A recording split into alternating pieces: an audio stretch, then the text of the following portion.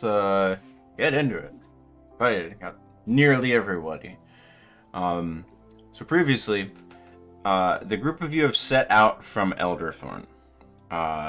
You have arrived in Armskirk in the interim. Your travel across the Drucon Expanse was remarkably quiet, thankfully. And you've arrived in Armskirk at this point, so a few days previously. During this time, Dunnan and Siegfried have decided to try to obtain some degree of information or anything that can be acquired here in Armskirk about the Witchlight Marshlands and potentially the journey up towards Fellhold Refuge. The evening that you arrived, Dunnan and Siegfried got to cavorting in the tavern with a halfling man named Liam. Dunnan seemed to get a weird read off of him, because Liam was asking about the apothecary. Dunnan, forgetting some of the information about the apothecary, maybe due to the imbibement of his choice that night, had it stuck in his mind the following day, and decided to go round and break into the apothecaries. Little did he know, he was being watched by Liam, who also got a weird read off of Dunnan. Some misunderstandings later, and a timely recollection by Siegfried as, oh shit, Dunnan probably broke in somewhere. The two of you learned that Liam is Froen T-Dance's sibling, and it was implied she may have had something to do with cult activities, but that she had passed away. Liam, understandably distraught at the besmirching of his sister's name, has gone to Elderthorn to confirm your story, so to speak.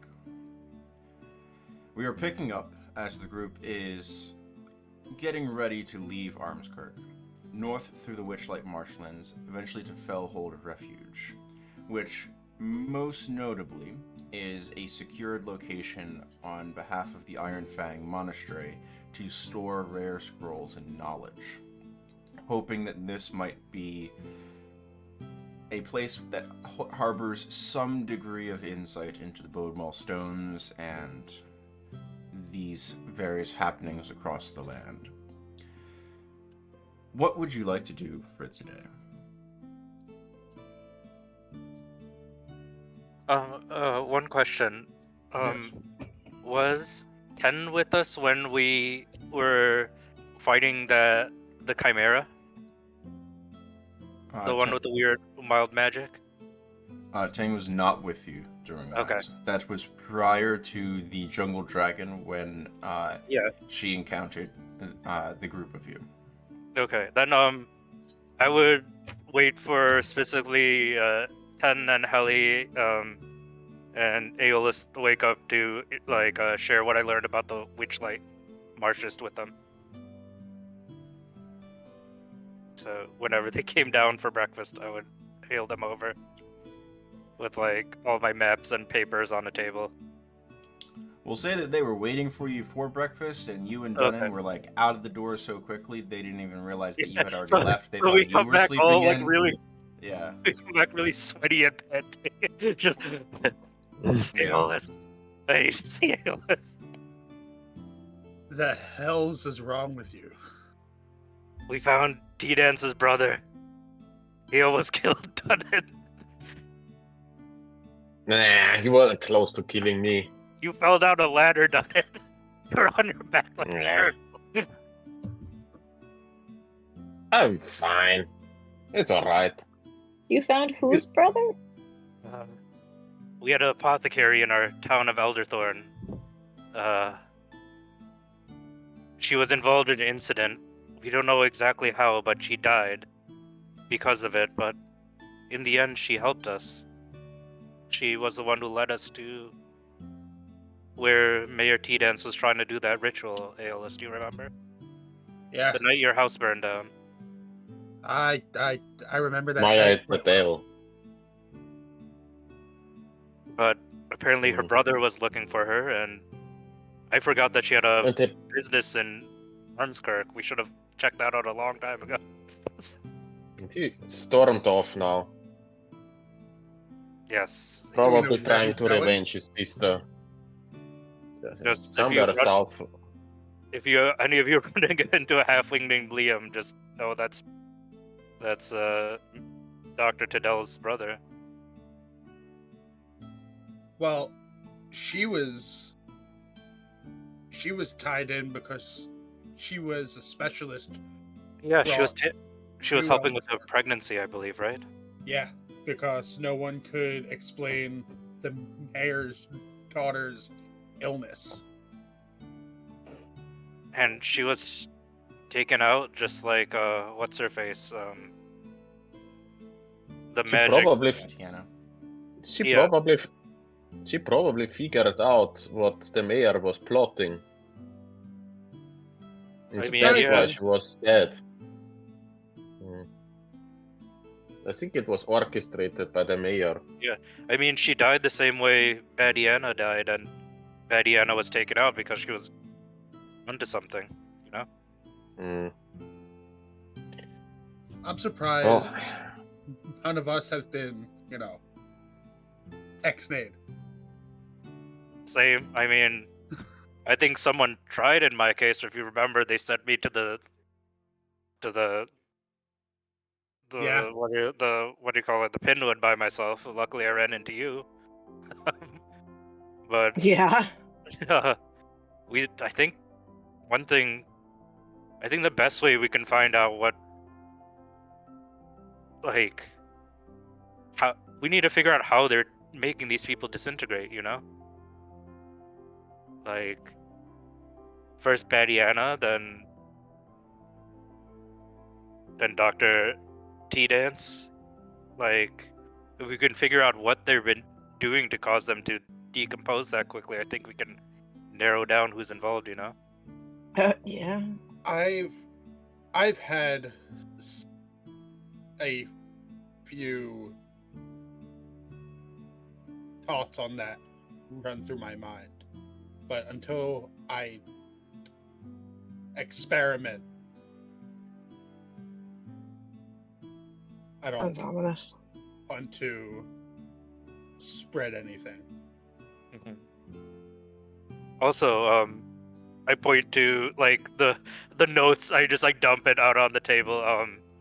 I did some research on the Witchlight Marshlands. You found out it's a little bit more complicated than simply being Witchlight. Apparently, there's a society of sort of Spencer, you said there is sort of like goblinoids, like hobgoblins and goblins and kobolds, if I remember correctly. Mostly small races.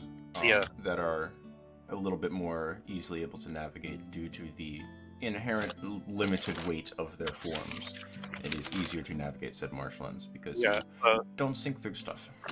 And then apparently it's not like a city. They have sort of like a loose nomadic society of clans. However, the closer you get to the water, the marshlands become kind of a mangrove, with small sandy islands cut in between by deep trenches where oceanic water meets fresh water. So it's like a big river delta.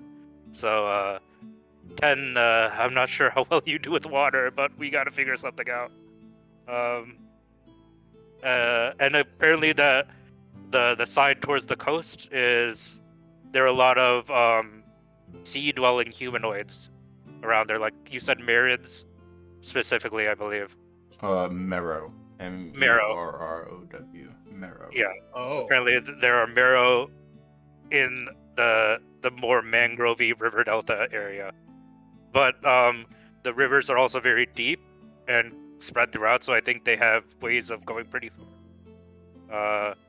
And then the last detail that I think will affect us the most is that Ten, you weren't with us, but Heli and Aeolus, you were.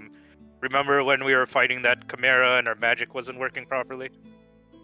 Yeah. Apparently Barely. the marshlands is another area like that. Our Oh, okay. magic may not work as it should in this area. But yeah, that's all I know. Okay. So it's probably a good idea to sell our cart. We could always try to leave it with the monastery. I was gonna say, yeah. That sounds Now like a that you are up, we can do that, yeah. We were We just waiting didn't on need to you. take it with us. As far as the weight issue,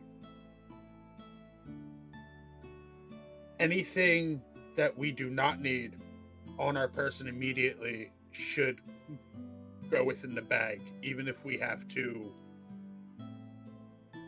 offload a few things.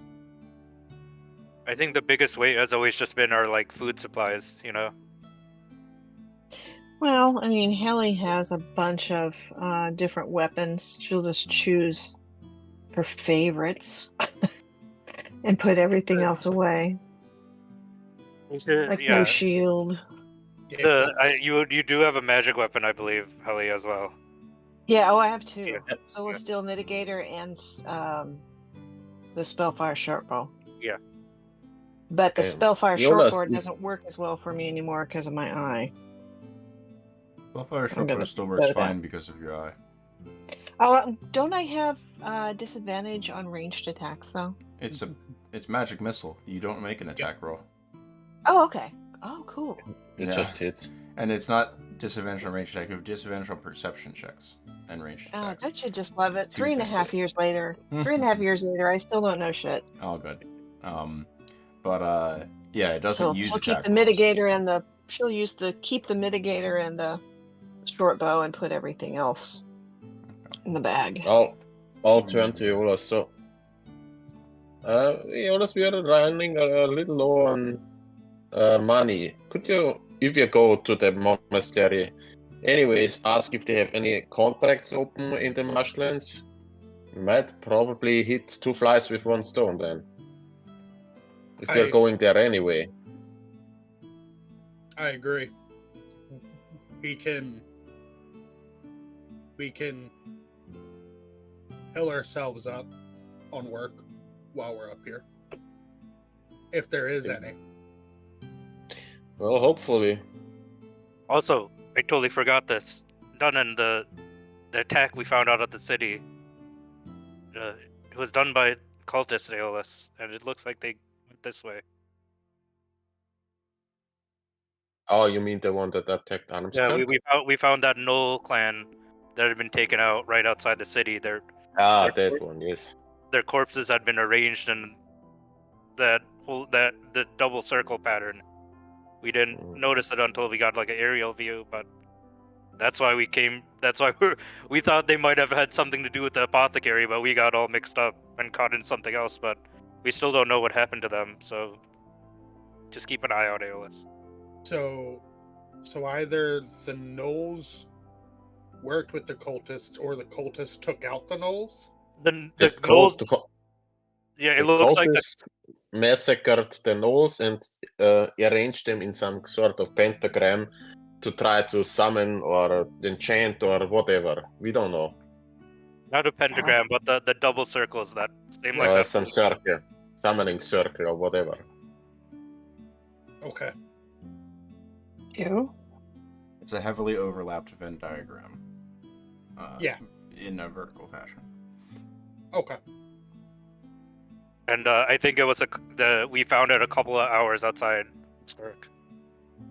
Like, right in this area. Yeah, a few days outside, about a day Yeah. outside town. Shit just keeps getting weirder and weirder. So, Yeah.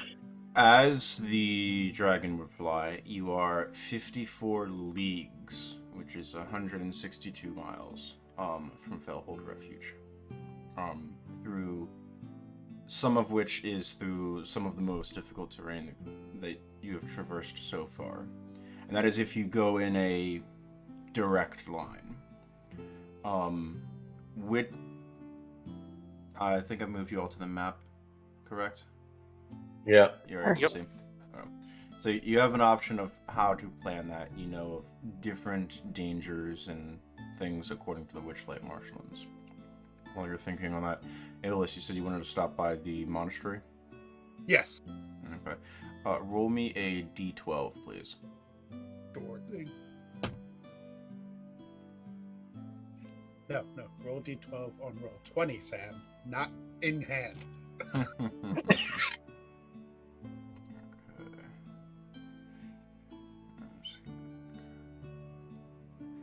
7. Okay. So there is one job that is in this general direction, nothing within the Witchlights, but there is a missive that needs to be delivered up towards Fellhold Refuge. They're not sure if the recipient is there. Alora Windrider. Her last known destination was Fellhold Refuge. That was a couple months back, and there is something, this scroll case that needs to be delivered to her, sealed. Okay.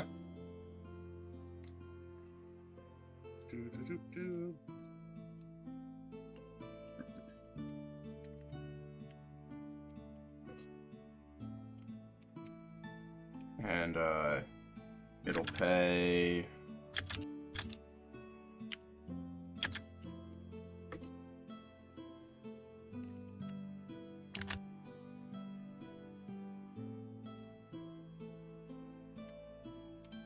$336 silver.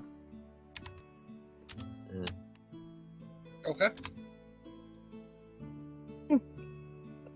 Yeah, I will accept it. Okay. You are paid half up front. So Is there a time limit? the expectation is that you are headed in that direction immediately. It's not like, hey, take this Yeah. and then go F off in a different direction. But Yeah, it sounds like it has a touch of urgency to it. 168 silver added to your sheet, Aeolus. That's what you get up front. And then you'll get another 168 upon delivery and showing that you have delivered it in some manner. Presumably some signed piece of paper from her, from Windrider, saying that, yes, I have gotten this, thank you. Alrighty. That 168 is going to be added immediately to the party loot. Okay. Well, it's something.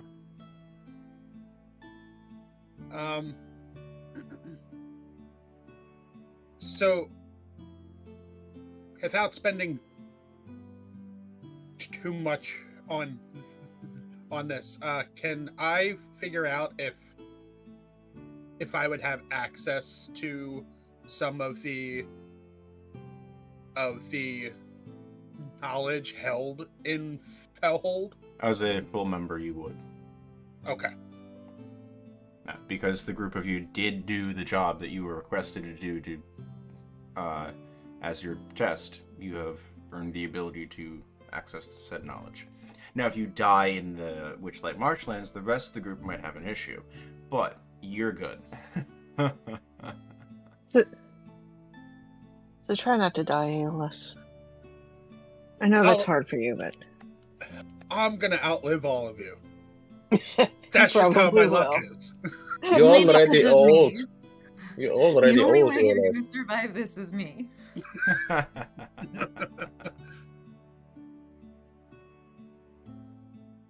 Alright, shall we get going? Guess we have a long way to go. Yeah, Sure. let's. Okay. Up, come here. You're leaving. Bounds over. Good boy. No more throwing the cars for you. You hear a very high-pitched squeak of a fart come out of it. Ugh. No more cheese for you in the morning. So, Alright. wait, hold on. So the pup isn't like an actual animal, right? Nope. No. Let him hear you say that. He's totally an animal. Okay. All right. Donna believes it is. Aeolus, I believe, would think that the pup is just like a real animal that kind of just summons. He just befriended a random dog that shows up Yeah. everywhere. Yep. Nice. Okay. What is the group's plan for traversing, I guess, the distance in between and specifically the marshlands? And there's no way to go by fine. sea. You have no idea what is to the west. You know, far enough to the west is the sands of bleached bone, which might be even more difficult terrain. Yeah. To the sea, it is wider and slightly and deeper cracks Rivers. of between the different islands of mangroves. More inland, it is less moving water, more growth, but it's less deep, like potentially able to be waded across. The terrain is very difficult because you basically can't go in a straight line. Every path is meandering because you're following the most solid-ish ground you can find. Is there compass technology? The Yeah, it's called Siegfried. Siegfried. Yeah. Okay, I was gonna say, even if it's cloudy or stormy, are we gonna know what direction we're Yeah. going? Siegfried naturally knows where north is. Okay, great. Siegfried will no compass, but Yeah. Okay. there is the Something ability like to tell your orientation roughly on survival checks in nature. Okay. Now, if it But, overcast for a week and you don't have Siegfried, you might have issues. But Yeah. Right. Also, I was going to say maybe we try going inland because I'm not sure how prepared we are to make multiple deep water crossings. You know. No, yeah, definitely to the west or side of that corridor Yeah, like towards not too close to the the- sand, but not too close to the water either. right. Try to go through this Well, area. And we Yeah. also want to keep in mind that wasn't there some investigating we needed to do in the marshlands? Yeah, I thought so. That Yep, was I for storm Ken, right? search. Yeah. Yeah, he wanted to know what was it specifically, Alice? Just scouting that area, or Yeah. There. Hold on. Let me try to pull up my notes. I think Is there something to do to find Ten's solution in the Witchlights flowers? also? Ken wants to go Yeah. to the hold, right? For the library there, or something. I That's want all I know. flowers. And flowers, yeah. And flowers, yeah. I need a special flower that And grows Kelpip lots, which I think is Kelpip further didn't say to investigate, but he was the one who originally warned us that magic was acting weird around this area. And then I have written down that Storm Surge said that there was a disturbance. yeah, I guess we need to find and check out that disturbance too. So add it to the list. Sam is drawing a blank. It's been a rough few weeks. roll a history check. This is gonna go great, guys. Whee! More confidence. Yeah, you remember a disturbance. That's about it. Yep. There we go. Yeah. Especially with a +6 and you only get a 9. So, for your edification and planning purposes, on foot, the group of you can travel 2 hexes, or 6 leagues per day. And that's a hard day's travel. Once you enter the Witchlight Marshlands, it takes you 2 days to travel 1 hex in verses because of the incredibly difficult terrain. So you have 3 days to the border of the marshlands, and you have 2, 4, 6, 8, 10 days if you are following the path I've outlined to get out of the marshlands, if you're not just effing around looking for disturbances and whatnot. And then you have another 4 days to Fellhold Refuge. You'd arrive on midday of the 4th. After that, you have some good travel ahead of you.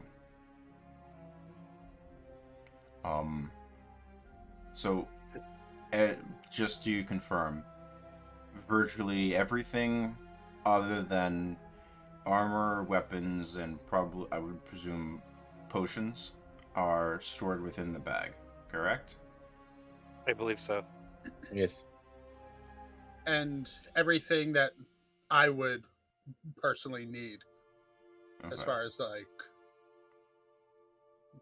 everything Blood Hunter related. Alright. In that case, I'm going to make the rulings, because you guys also have the cask of ale, or cask of, it's a cask of ale, in the bag of holding.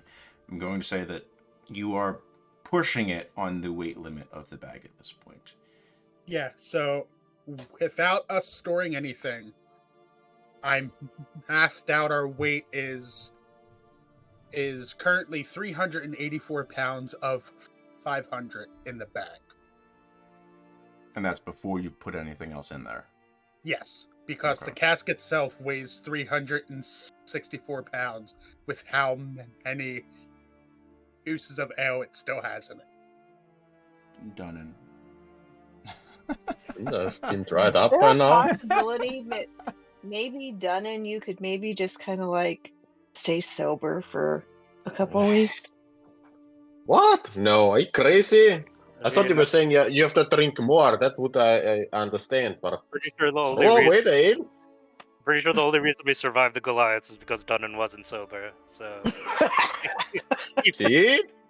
Okay, well then let's just keep lightening the whole thing. So Maybe we have to deal with this, I don't know, goblins or something in the marshlands, and maybe they prefer ale. It's safe to hide that's once. true. yeah, Okay. I mean, Okay. potential for trading. So, ropes, torches, packs, food supplies. A lot of I'm rations. gonna keep the ropes outside the pack. You're gonna keep for me. a rope. Okay. Yeah. So you have two ropes on you. Yep. Okay. Food supplies, packs, bedrolls, all of that stuff is in the bag as well. Yep. Yeah. Aeolus will keep his rope on him just in case he need it. But then that's it, guys. Nothing else goes in the bag because that definitely would exceed that 500. Sounds Well, good. except for her armor. I'm assuming you're keeping most your of armor this- on you. Yeah, except for her armor, most of Helly's other stuff isn't that heavy. So she's just going to keep it on her. The Great Spear is 2.5 pounds. A hand axe is 2. Yep. Okay. No. That's fine. So that's Alrighty. fine. Anything else the group of you like to do in Armskirk, or would you like to set out? We're ready to set out. Ellie 10, is there anything you want to do before we go? Nah, No, I'm good. let's just go. Okay. Let me get to my map and my calendar and my map. Your first day of travel is uneventful. Your first few days of travel are relatively uneventful, heading towards the Witchlights. On the mid-morning of the third day. Oh. One more thing I wanted to remind you. Aeolus, there's lights in the mist. Don't follow them. Oh.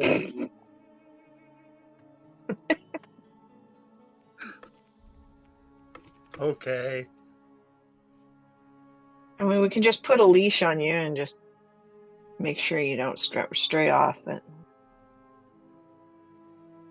probably not a good idea. Mid-morning of the third day. Tang, I would imagine you most likely notice this first due to your high passive perception and your slightly elevated average traveling location compared to the rest of them. You see it looks like a scar upon the landscape. Dark trees, twisted and gnarled. leading to thin and spindly trunks, and then opening into wide root structures that are clinging on to the last dregs of soil that they can hope to retain. Swampy and murky water covered in pads of grasses and mats of various growths intermingled between these trees. There is this miasma that permeates the ground between these truncated forms. The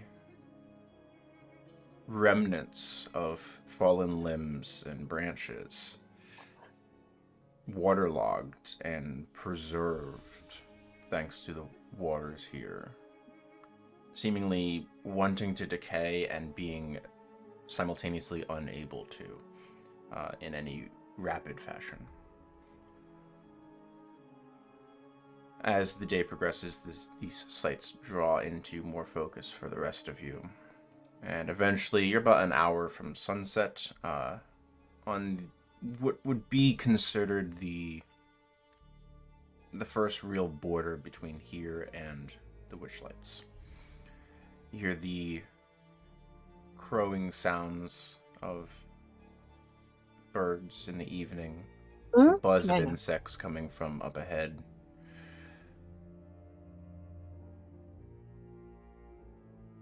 Make camp. Before we make, well, at least while we're making camp, I would like to check the weather for the coming evening. Okay. Roll me a d20.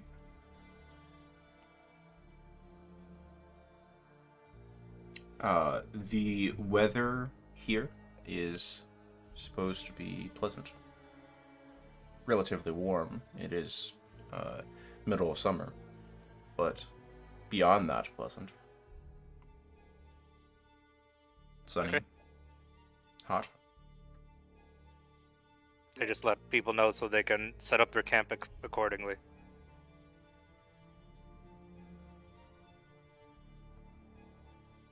We are at the border of the Witchland marshlands now, You right? are at the border of the marshlands.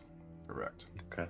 Every time you do that spell that way, Siegfried, I just think of the last Airbender.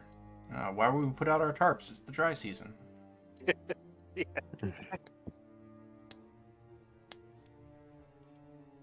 And also, like, is there like a distinct border between like these areas of decay and what appears to be good growth, or is it just kind of sporadically around It's us? sporadic. Okay. Make a nature check for me. Okay. And I'm gonna wheel that as well. Sure. So that's a 19. 19. Okay.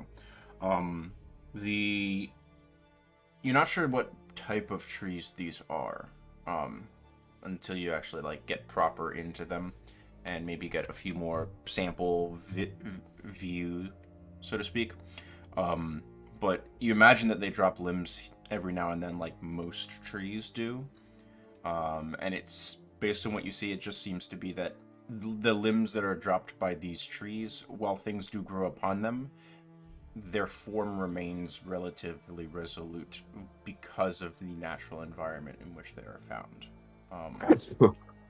So am I It getting a doesn't mix strike up? you as anything untoward. It just seems this is. So an I think I got a environment. mix up. So they're not decaying. That's what's unusual.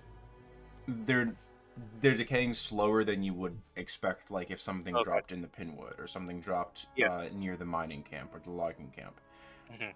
But you can safely attribute that based on your knowledge of the region and a little bit of the research that you've done, that this is a feature of the marshy, boggy terrain. This is not attributable to some type of maligned magic. Weird Pinwood stuff. Okay. No. It is things endure here. Yeah.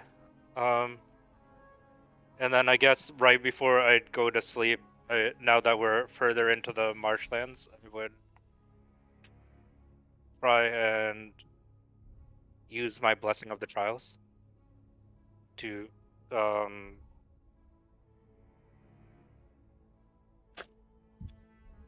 what is it? Speak with plants. Yeah, speak with plants. Okay. Which plant would you like to go to speak with? I mean, you Uh, you've traveled through a few bit miles of farmland in the past few days. You're now Okay. in relatively undeveloped grassland.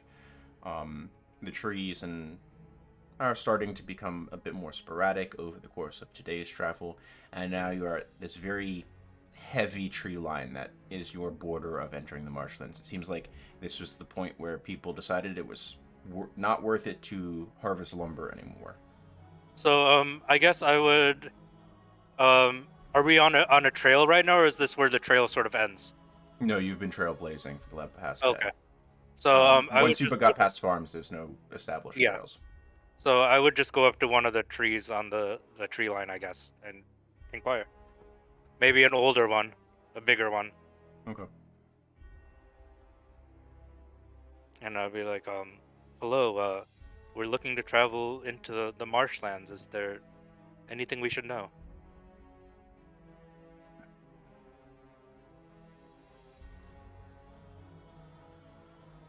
Well, No, we've never what? been. Well, we've never been here before. We heard there might be some strange things going on here. Magic doesn't work normally, but I'm not sure how much you know about that. That's why I wanted to ask. Yeah. Uh, I miss rain. Can you It give has. me some rain? Let me see. Let me see.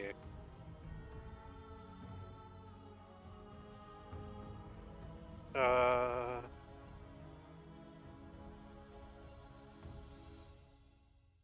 I'm sorry. I can't make it rain, but maybe I can give you some water. Um, I will cast. Sorry, I'm still preparing my spell list for today. Uh, I know. Yeah, I will use create or destroy water and create some water for the not just this tree, but as many trees as I can around here. Okay. So you cast that. I believe you can make a downpour with that as well, correct? I am not sure. I'm looking that up right now.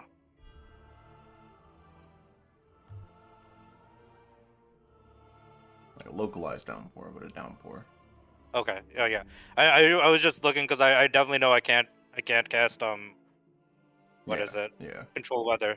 30-foot cube. So Yeah, all around the trunk of this tree. basically, yeah. That'll Okay. cause like a nice little downpour.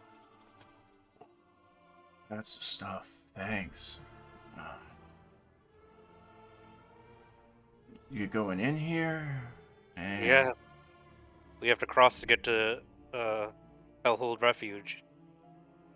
I don't know what that is. I've been here, just doing my thing. Why are you so Oh, it's thirsty? so good. I thought this place was supposed to be filled with water.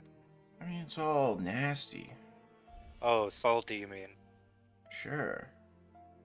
That's what it's called. Man, that was good. You should do that every day. That'd be great. And I'd appreciate that. I can try.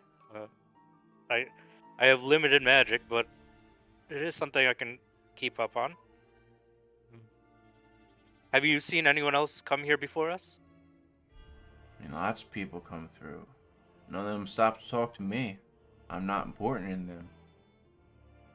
Um, I take out like a slip of parchment with the two connected circles. Did any of them have symbols like this? Like what? Oh, you don't have eyes. I'm sorry. Uh, I'm not sure how I can explain it. It's like two circles crashing into each other. I don't know. Hmm. Not really my choice to be watching people things, you know? Just Well, what's the weirdest thing that's happened to you recently? there was this bird and it sort of Bird. landed on me. and it's trying to like sort of chew on part of its like body. It was hard, and it tried to chew on me. And I was soft, and the bird flew away. And my limb was hurting for a long time. Was it just a wound, or was there some sort of toxin that you were I don't exposed? know, man. It was just chewed on me. I don't know why the bird did it. Bird just decided to chew. Is the wound still there? Ah, it feels fine. Right. Birds don't usually chew on you. Nah, birds don't eat me. The only thing Can I that eats do- me is those steel teeth that some of you people come with every now and then. But Yeah. I decided I'm not worth it. Too good. Very That's good. powerful. Check Can I- myself. All this nice Can I bark. do a nature check on the bird eating part of the Sure. tree? See if I've ever heard that before. Never I'll- heard of a I'll- bird I'll- eating a tree. I'll wheel it as well, Okay. but I You assume feel no. quite assured you've never heard of a bird Yeah. that eats wood. You Right, think well- maybe a woodpecker, but that doesn't Yeah. eat wood. That just Yeah, hollows it out. and he also said the bird was harder than the tree. That's what he was saying. Yeah. At least that. Okay. Well, Mr. Tree, thank you for the information. I hope you enjoy the water. We're gonna be camping it's here, great. so hope we don't disturb you. No, you're good. You're more than welcome to stay. Felt there's a nice little drink. I could go for more of that.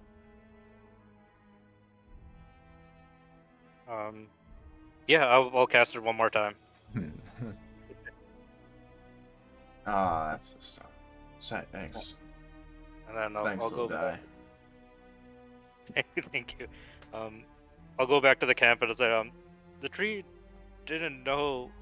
I mean, obviously it's a tree; it knows what it knows. But Ten, have you ever heard of a bird that eats tree bark?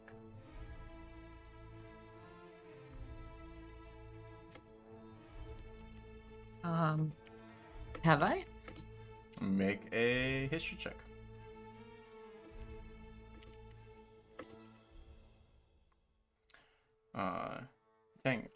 You recall all of your knowledge and everything that you have ever learned about birds and other things that are vaguely bird-like. You've never heard of a feathered creature that likes to chew on wood. But you, based on the description Siegfried provided, it makes you think it sounds like an insect. If it had a hard body, like some type of flying insect, maybe bird-sized. Okay. So, I relay that to the group. Doesn't sound like it was a bird. well, if that thing can damage the bark of a tree, the tree seemed to be said it hurt quite a bit. So, be careful for bugs, I guess.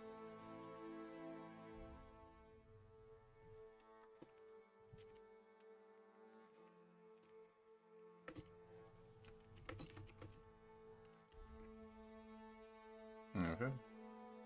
Anything else this evening before you move into the Witchlights proper? No. I would like to scout around our campsite and make sure that there's no like signs of any groups of creatures or goblins or people having moved through recently. Okay. Last little bit of light for the day. How high are you flying? I'm gonna go up higher than I normally fly. It's like I want to be above the level of the trees. Okay. Good 80 feet up. Mhm. Get a good view. The terrain from this altitude, you see a rough shape of it. The surrounding area, off to your east and west, you notice there's a very slight decline in the elevation.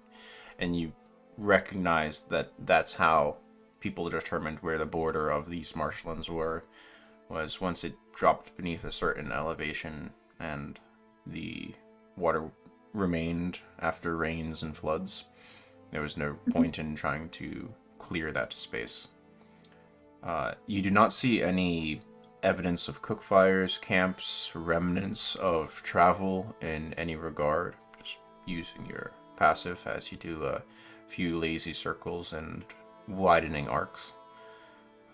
The only source of light that you notice in the dimming sunlight, as it has now properly fallen behind the cloud spines off to the west, the sky is still slightly illuminated, is the cook fire that Willem has set up in his cooking meal for the group of you.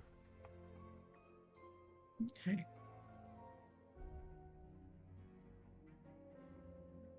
I head back to the group. Okay.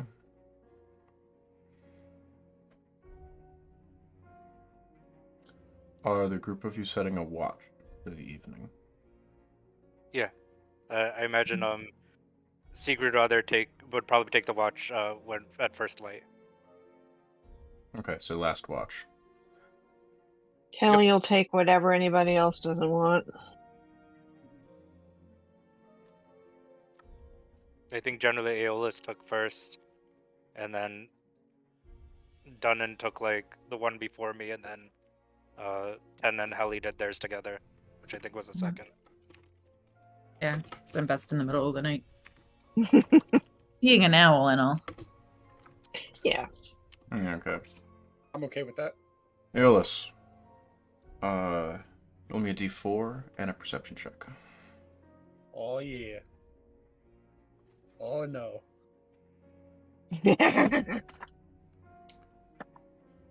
The warm food, freshly imbibed, is comforting during your first couple hours of watch.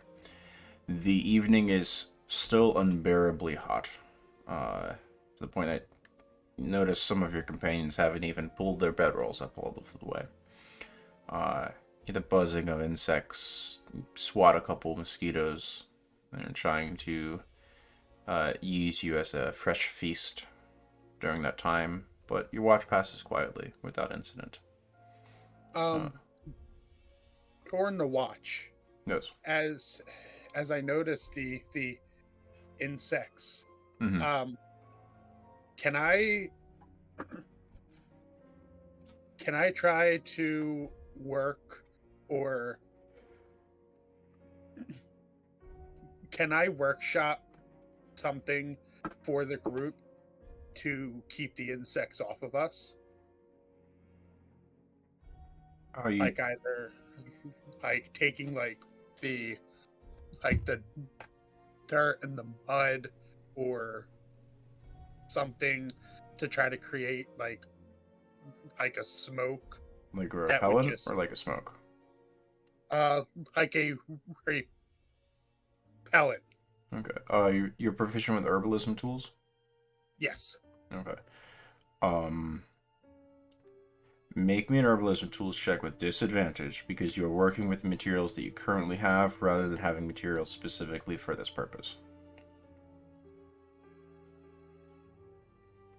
Goddamn. You make a wet mud. You think it'll work. I slap it on my arm for the night Okay. to see if it works or not. You'll be totally fine.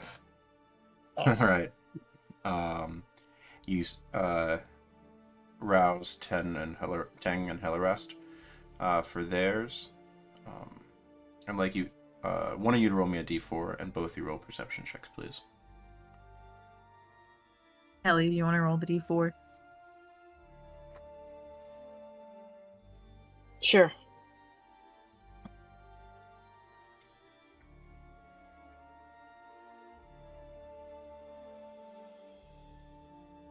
And then a perception from you as well, Hellerest. Yep. Ah, you beat Teng's perception. Jeez. Disadvantage, right? I did not roll well. Yeah. No. The darkest part of the night continues to pass quietly. there is the constant sound of insects buzzing, creatures of the night making various sounds in the miasma nearby. There is a Your book's on your rolling, desk. rolling fog, mist like that just clings to the lower levels of the water and ground throughout the Witchlights. Other than that, your watch goes uninterrupted. Okay. Done. As you are Yes. aroused by your companions, I'd like you to roll me a d4 and a perception check.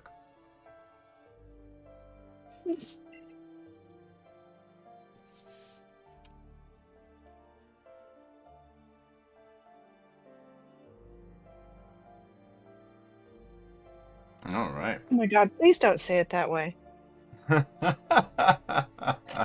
What? Please don't say it that way. Okay. Done. You're roused.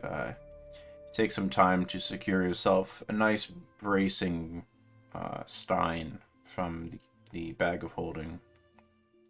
Couple minutes Just of- a quick reminder. Since I have the Dwarven Blade armor, I will use the command word to dawn it on. Because I Noted. can with the command word. Okay. Just to be safe. The watch is enjoyable. You have tepid ale, but it's still ale. Seems like it's keeping okay in the bag. You do a few patrols. The new hammer at your side and stein in your hand, relying on your dark vision. You're comfortable with it. You see the sort of mists that Tang and Hallarest had mentioned that they noticed during their watch, and you just sort of observe them for 10-15 minutes, sort of crawling and shifting.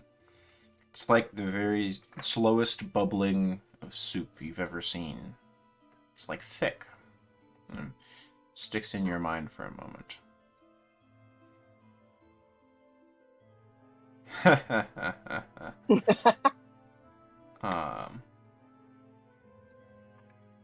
The shifting of these mists is...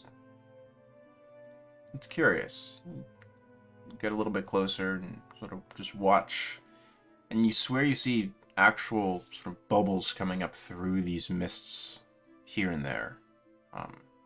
As it clings to the about 6 inches off of any surface that it's sort of flowing over and around. Make me a wisdom saving throw. On plus 11. Does it suffice? Yeah. You don't notice anything unpleasant about them. It's weird. You've never seen misbehave like this. You go back to your patrols. Your watch passes quietly. What you do not notice during your watch is the eyes staring out at you through the trees of the Witchlights, outside of your line of sight. You do not have light at the moment, relying on your own ability to see in these dark nights. You do not see the individuals watching you and your companions.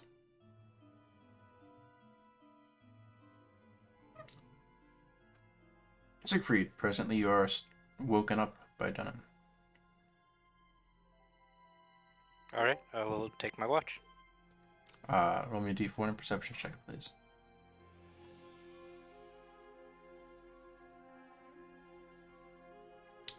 We got all 4 of the d4s. Nice. Well done. Your watch passes comfortably and quietly. The breakfast is being prepared towards the second half of your watch anyway, and the smell fills the air. Noted.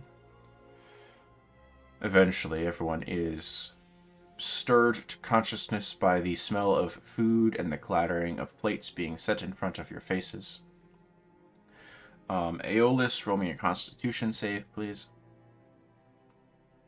Oh, yeah. Oh boy. Your arm is incredibly itchy. Somehow you created a mosquito attractant. No one else is bitten during the night except Aeolus. So you are at disadvantage on attack rolls for the first hour of the day. Because your arm is so darn itchy. Awesome. No one else got Before- bitten. Before we, seeing that Aeolus is having like a rash, can I try and forage for some medicinal plants before we break camp? Certainly. Survival check. Okay. I want to Stay away from the- Tang, you can As also well. roll a survival check. I believe you have the DC on your ability, correct? I do. Okay. Stay far away from the mud. Ah, That is successful for me. Wonderful. Siegfried, you are also successful. You are able to find a few wild onion root used in the creation of not specifically poultices, but it's typically used as a way to treat indigestion, heartburn, upset stomach type of things. Typically chewed on raw. Yeah, I hand it over to Ten, and maybe we can prepare something for Aeolus. I want to try to make a balm for Aeolus's arm. Okay. You may expend a use of your healer's kit and solve the problem. It has been solved. Okay. Aeolus, While I'm doing that, what does it look sorry. like as you apply some type of aid to Aeolus? It's a thick green paste that smells sort of peppery and stings like the dickens for the first 30 seconds. I'm smearing it on with a stick because I don't want to touch it. oh God. Why? You did this to yourself. I was trying to help. Maybe next time think before you try. You mean that's the order it goes in? Ah, why does it burn? Or talk to somebody else, like I talk to use the myself hive mind. all the time. The burning is how you know it's working. Ah, all the It's cuts on my neutralizing arm. the Pretty sure Mosquito Dunn said that saliva. in the tavern. It hurts on the cuts. Why? It burns. Stop scratching, you're gonna make it worse.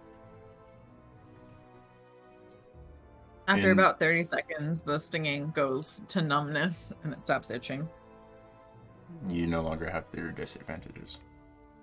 Awesome. Right after this, I want to talk about ways to optimize mobility over the course of the next few days going through the witchlights. Please have at it. I share with the team that I have the ability to cast water walk. So for an hour, we would all be able to walk on the surface of the marsh like it was solid ground. So we can do that for like an hour in the morning and an hour in the afternoon and try to go as fast as possible during that time frame. Sure, but maybe you want to save the second hour in case we need to oh shit and run.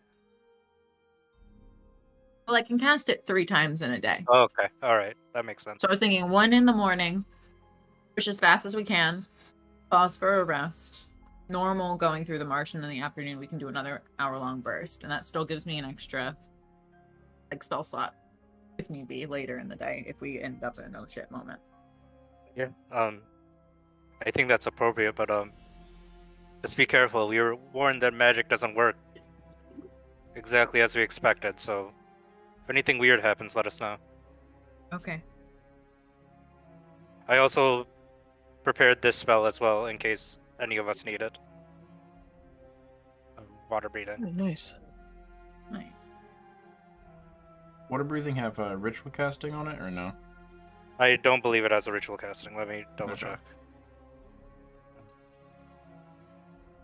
I don't see the R near it. Yeah, I don't think it does. No, I do see it. I do see it. It says R VSM on this in my spell list, but when you open the card, the R is gone. Okay. I'm not exactly sure. Yeah, it's a ritual, so you can ritually cast that in the morning. Okay, yeah, I will ritually. I will ritually. So how long does it last? 20. Yeah, I will 24. ritually cast it right now. Yeah, absolutely. I will presume, for all future reference in that case, you, all members of the party, and Dunnan's pup all have water breathing. Okay. When I Helly cast it, also oh, go ahead, Helly. has alter self where she can grow gills. So she has that as an emergency. If Helly has that, is she able to also like alter self and grow wings? No. You No. cannot add a fly speed. Aquatic or appearance only. There's a Or spell. weapons. There is a spell that would allow Helaras to fly. It is called Fly. And she has Or not chosen it polymorph. yet. Thank you for that clarification. You're welcome. Yeah. When I'm Are we- ritually casting water breathing, because I think it takes more than like one of my instantaneous spells. Do I? Yeah, 10 minutes and You 6 anything- seconds. Is it? Okay. Yeah. I just want to try to feel out if my magic casting has changed, the closer we got into the woods. Make The an witch Arcana by check. mark. Okay.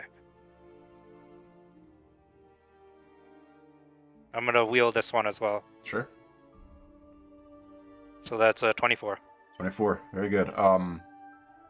Based on how you are feeling while casting it, nothing feels different, so to speak. I mean, it's the first time you've recited these incantations and sort of focused Yeah. on this ability, so it's different in that sense. But on a overall scale, nothing feels different about how you are tapping into and shaping the weave around you and your companions. Okay. Is there a creek or anything nearby, like a small source of water? Yes, dozens. Okay. Siegfried is gonna go and stick his head underwater to make sure the spell is working. Okay. You stick your head underwater. You take a big inhalation of water. Make me a con save. Oh no. All right. Has You- so many germs. You have an incredibly brief moment of panic as what you are doing is highly antithetical to your primal instinct of survival. Yeah. Fighting through that and having this moment of basically forcibly drowning yourself as far as your instincts feel. The spell is working correctly. Okay. You're able to push through that moment of panic and confirm that you are able to use the magic correctly. I pop my head up. I just wanted to make sure the water breathing's comes one out of your spell you. mouth for the first about 4 seconds. As I mean, like, I just wanted to make sure water breathing is a bad spell if we don't know it's working. That, I'll be honest. I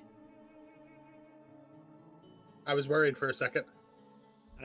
Well, the way magic works differently around here, I think we need to keep Poking and I don't know prodding. if we want to say keep testing or make sure that it's still working for as long as it's supposed to and that it's working like it's supposed to. Just because it's happening now doesn't mean it's going to be happening in 6 hours. I think it's Noted, possible it's Ellis. sporadic. It might be like a weather pattern. I don't know. I don't know. I just Oh. Mhm. So the first hour of travel, you are using the water walk, correct? I believe so. That's what Ten's plan was. Okay. Yes. Go ahead and throw that in chat. And I would like Tang, since you are the one using the spell, I would like you to roll me a d20 for your day's travel.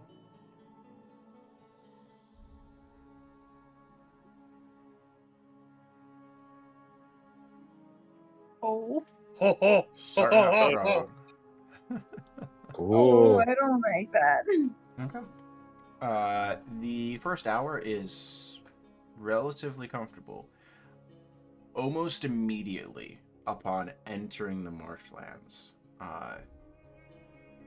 you are overheating.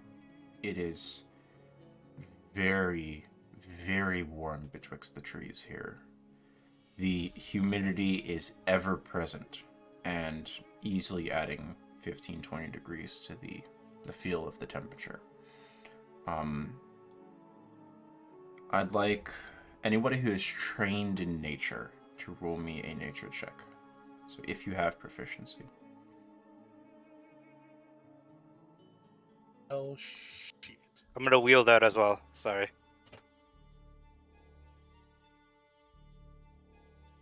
So only 18 for me. 18. Alright, double 18s. You take note immediately of this temperature and recognize significant exertion within this environment could rapidly lead to heat stroke. This is a dangerous environment, not just for dangers that live here, but the environment itself. As you feel your spell coming to an end, Tang, you alert the others, and they switch to soft, spongy terrain as they sort of wind and twist their way through this area. Just a quick question. Is it considered difficult terrain now? Perpetually. Okay. Yes. Shannon is not affected by that. He just moves around freely. Okay. While Waterwalk is active, nobody is affected by difficult terrain of note. Who is leading the group that is on foot, since I assume Tang is flying? Right, Siegfried. Siegfried, I'd like a survival check from you, please. Thank you, Dunn. Putting it in the chat. Fantastic, Siegfried. Do you want to wheel that also, just in case? No. Before I tell you your results, you don't know if you failed or not. 30, kind of low. The expertise in survival has come in so handy. Yeah. The terrain here is very spongy.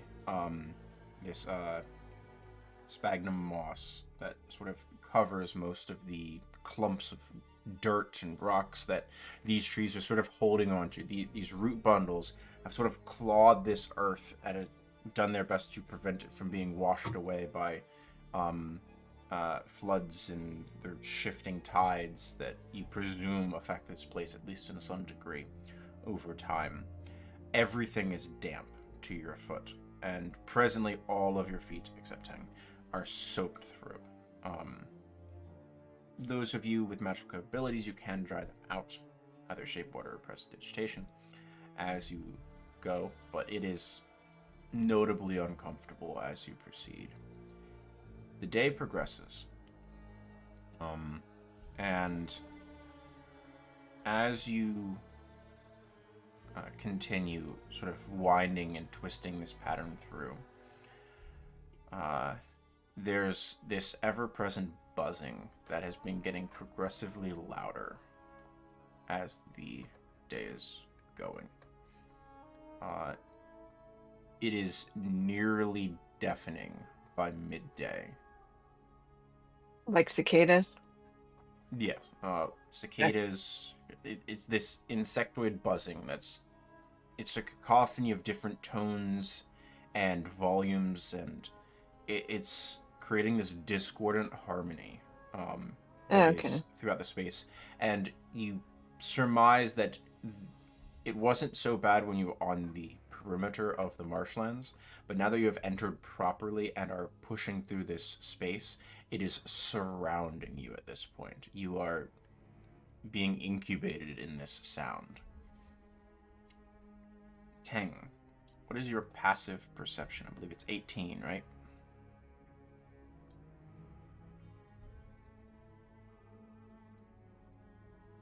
I think she's at a 22. Try again. It's 23. 23. Okay. Yeah. Noted. I see lots. You certainly do. I'm not far behind that. Woo. Where is it? Nope. Alright. So, Teng, as you are sort of on this perimeter scout, you are inordinately frustrated by your companions, at least to the sense of you can move much faster than they can in this space. They have to take 60 feet of travel around this wide arc for 15 feet of flying distance for you. So you are every now and then sort of flitting back and forth. Are you landing on any of the trees as you go, like waiting for them to catch up, or are you just flying back and forth, exhausting yourself? I would definitely perch. I'm periodically to rest and wait for them to catch up to me, while also keeping an eye out for like maybe some better pathways for them to avoid larger obstacles and any signs of others having passed through the area. So generally scouting. Okay, sounds good. So you're a little bit of a distance away from them. You are the one who notices this first. As you are perched on a tree, I'd like you to make me a dexterity saving throw.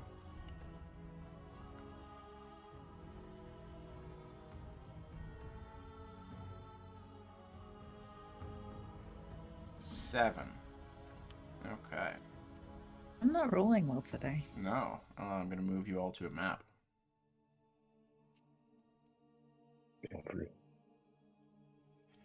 And I would like you all to roll into initiative, please. As I adjust to combat music. Is this at night right now, or No, this is midday. I don't think I have vision then, Okay. unless it's supposed to be dark. Let me adjust it. Give me a moment. But if I do need dark vision to like, I would have cast dark vision on myself. You know. You do not need dark vision at the moment. Okay. I might just have my map set to Nighttime. night. Yeah. Daylight on. There we go. Yep. Everything's good now. Thank you. Alright. Oh my god. My initiative tracker's massive. 3, 4, 5. 2, 3, 4, 5. Those were the numbers you all got. 10, 5, 7, 18, 20. Wonderful. Initiative. Why does Siegfried keep going first? Stop it. I don't know. I think this is the first natural one I've rolled on initiative on Aeolus. And it's frustrating. So, Teng, as you are perched, you hear the buzzing sound that is surrounding everybody get noticeably louder, noticeably quickly. And you sort of you can rotate your whole head around and you see this form coming at you, perched on this tree here, as you were sort of watching your companions. A scythe-like talon swipes through, and you dodge it in time, but it does break the branch you are on, and you fall the 10 feet to the ground,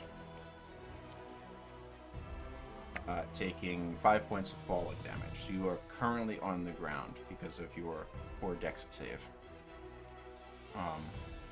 As a massive dragonfly has descended upon the group of you. Is Is the fall damage including or considering my cloud cap leather armor? What I does only the- take 1d6 as a maximum amount. And then, yeah, so you do still take the 1d6. It was 1d6 basically, Okay. so it is 5. Yep. I won its parts. No, of course you do. Siegfried, what is your passive perception? 18. 18. You were not surprised. Anyone who has a passive perception of 14 or lower, you are surprised if you cannot act in the first round of combat. Siegfried, you can act normally. So you hear the branch shatter. You hear Teng, presumably like some degree of noise of alert as she tumbles, landing softly in some sphagnum moss. What are you doing? Thinking. I don't like going first. Stop rolling well. Yeah. Siegfried sees 10 about to be borne down on by this giant fucking thing. He's going to reach out with this hand that has the Ring of Winter. He's like, oh, well, I hope I don't die after this. And he's going to try and use something from the Wind of Winter. I'm just trying to pick what I'm going to do right now.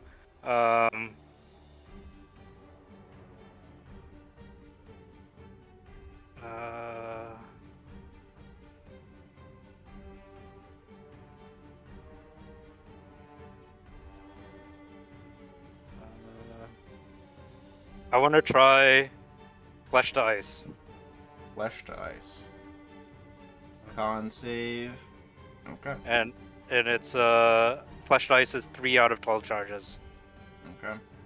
That is a 22 on the Constitution save. Is Yeah. there any rider on successful saves? So you attempt to turn one creature. If that creature's on a failed save, on a successful save, the creature isn't affected.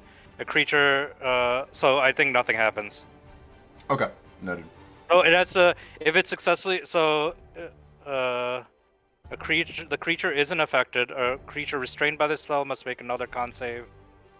So yeah, I think if it saves the first time, nothing happens. No. So it saves.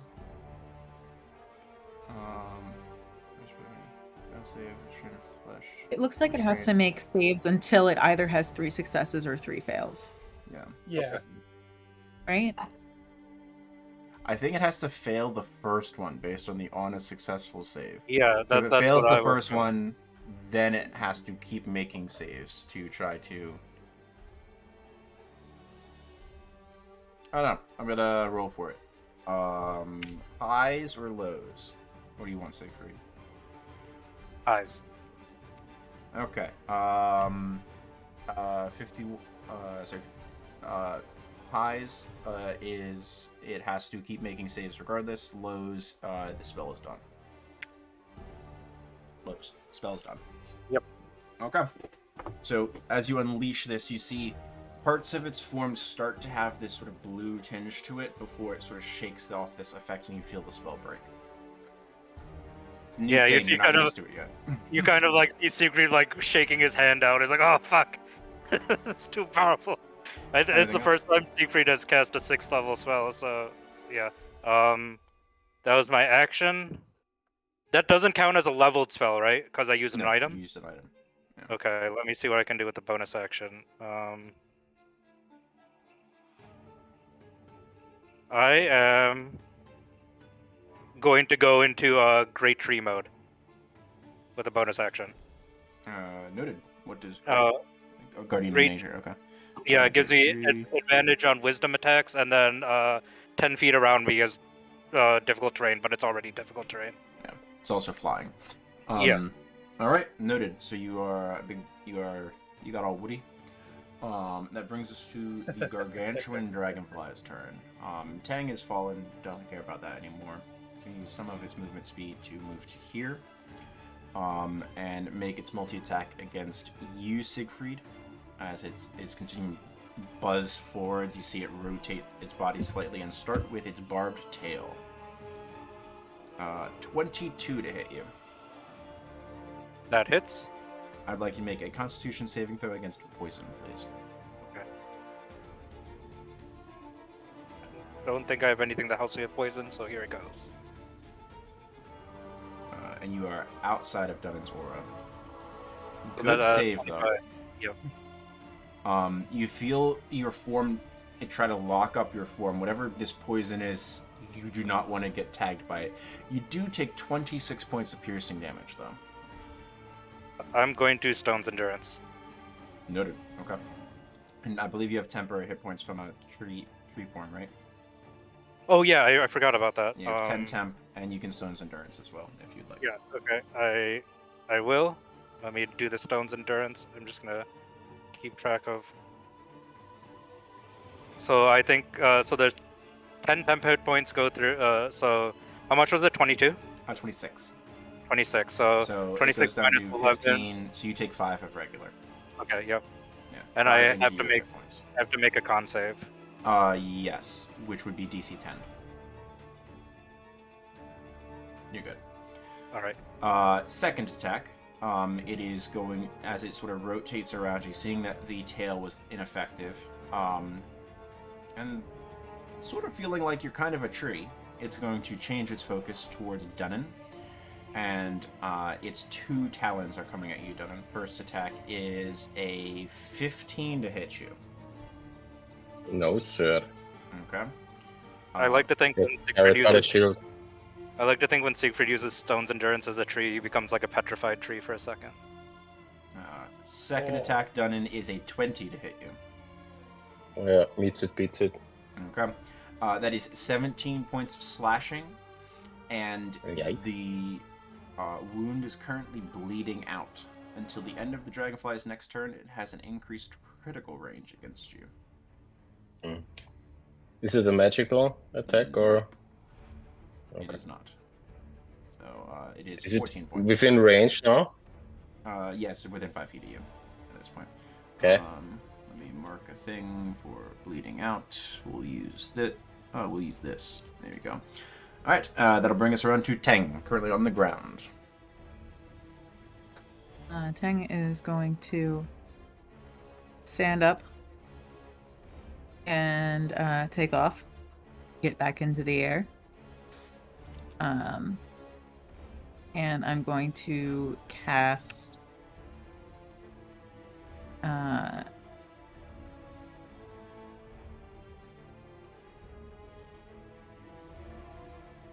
spiritual weapon. Noted.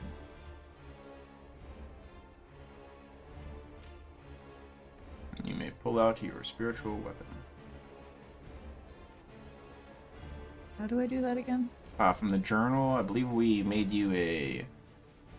Is it a soup ladle? Is that what you made? Yes. Yeah, you may pull out... So, just like you would pull out your token by clicking and holding your name and pulling it onto the map, do that for the spiritual weapon. And then it'll pull out the token.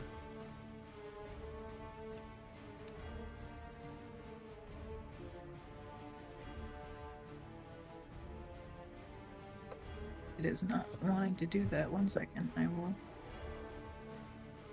It's just opening the tab. Oh, yeah, Wait, click and I think hold. I figured it out. Yeah. That's what I was doing, but I was doing it on the icon and not the name, and apparently that's It's not how called you do it. Spirit soup.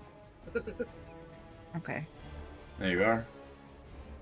You conjure a ladle. Mm-hmm.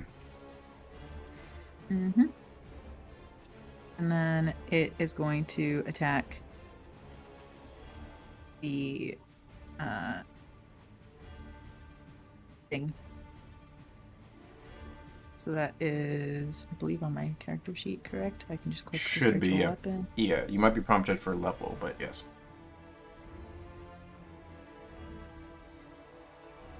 13.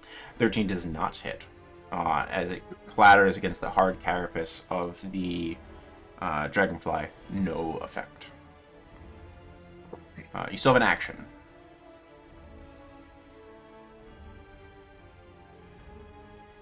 And I can cast a cantrip, correct? Correct, With yes. that action? Okay. So then I'm going to cast Sacred Flame. Sacred Flame. Noted. It's a dex save. Wow, rolled great. 22. No effect. Anything else, Tang? You use movement to get up and then take wing again, right? Yeah. And that'll be fine for me. My quick actions when I click on my character icon aren't working.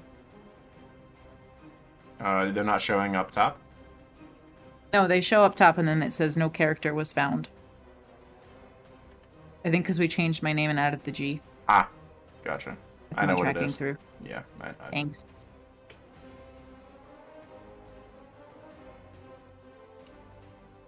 And that's it for my turn. Okay. That brings us to... Where's my initiative order? Ellie. Helly. There we Ellie's going to cast Armor of Agathis upon herself and pull Corin. Okay. Go ahead and pull Corin out then. Go for it. And that would be her turn.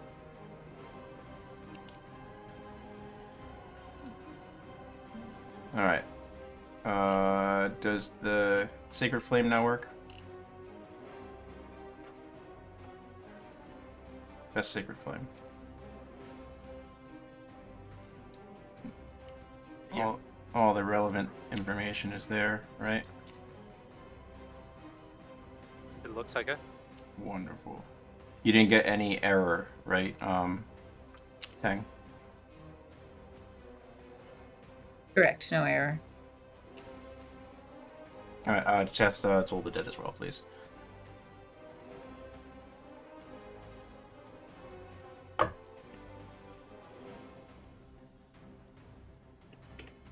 We're good. Alright, beautiful. Okay, that then brings us... So, Helaras, you did that. Where is Corman? I'm still trying to drag her down. You know I have a problem with that here. Gotcha. No worries. Takes time. That'll then bring us to Aeolus. Aeolus is going to...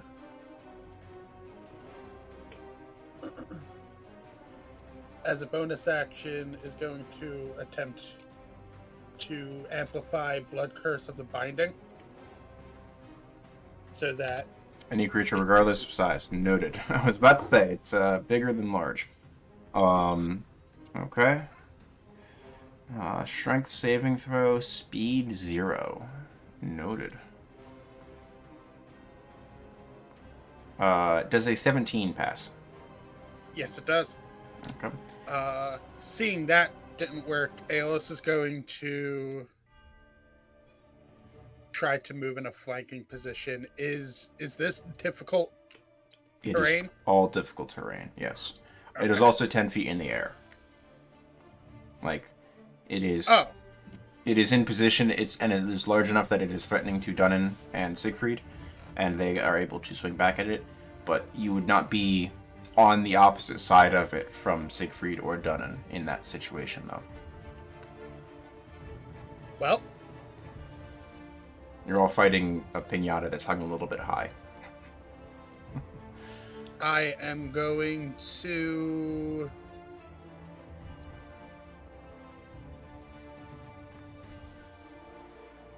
throw an acid splash at it. Or attempt to. Yeah, go for it. That's a dex save. Yep. 7. Yay! Takes 11 points of acid damage. Some good damage.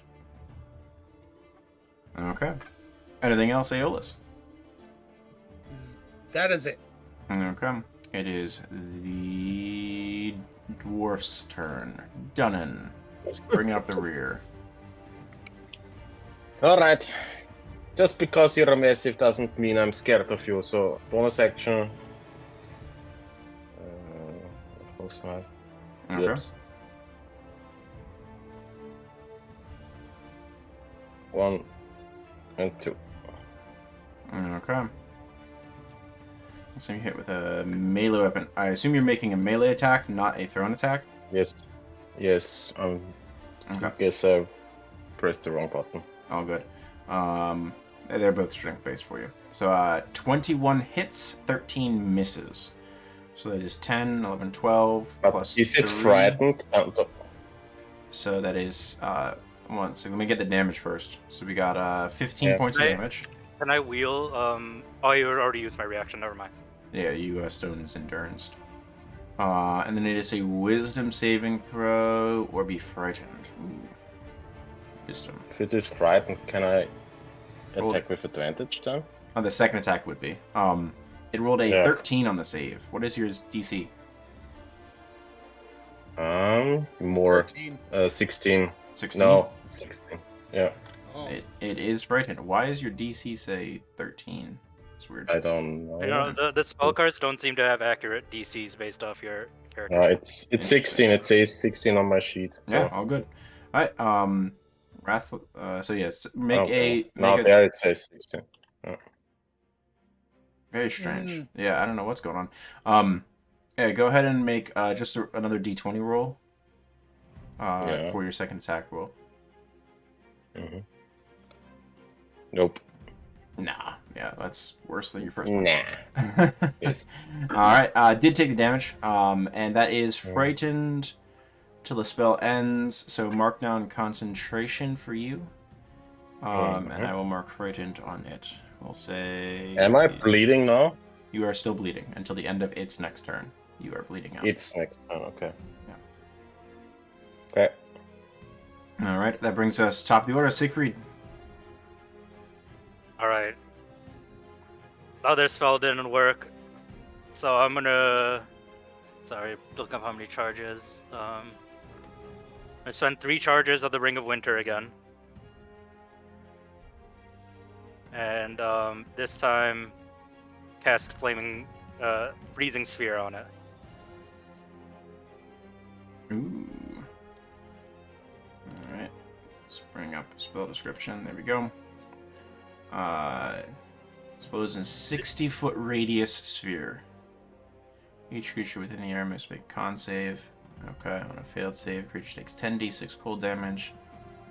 On a successful save, it takes half as much. The DC is specifically 17 for the Ring of Winter. Okay, yeah. Freezes. If it strikes a body of liquid. Okay, and so you are firing the globe at this thing. Yeah, hopefully in a way that it doesn't hit my teammates. It is a 60-foot radius. Can I launch it like behind him? like there. Like to the corner of the map. And it hits it like that. 1 sec, hold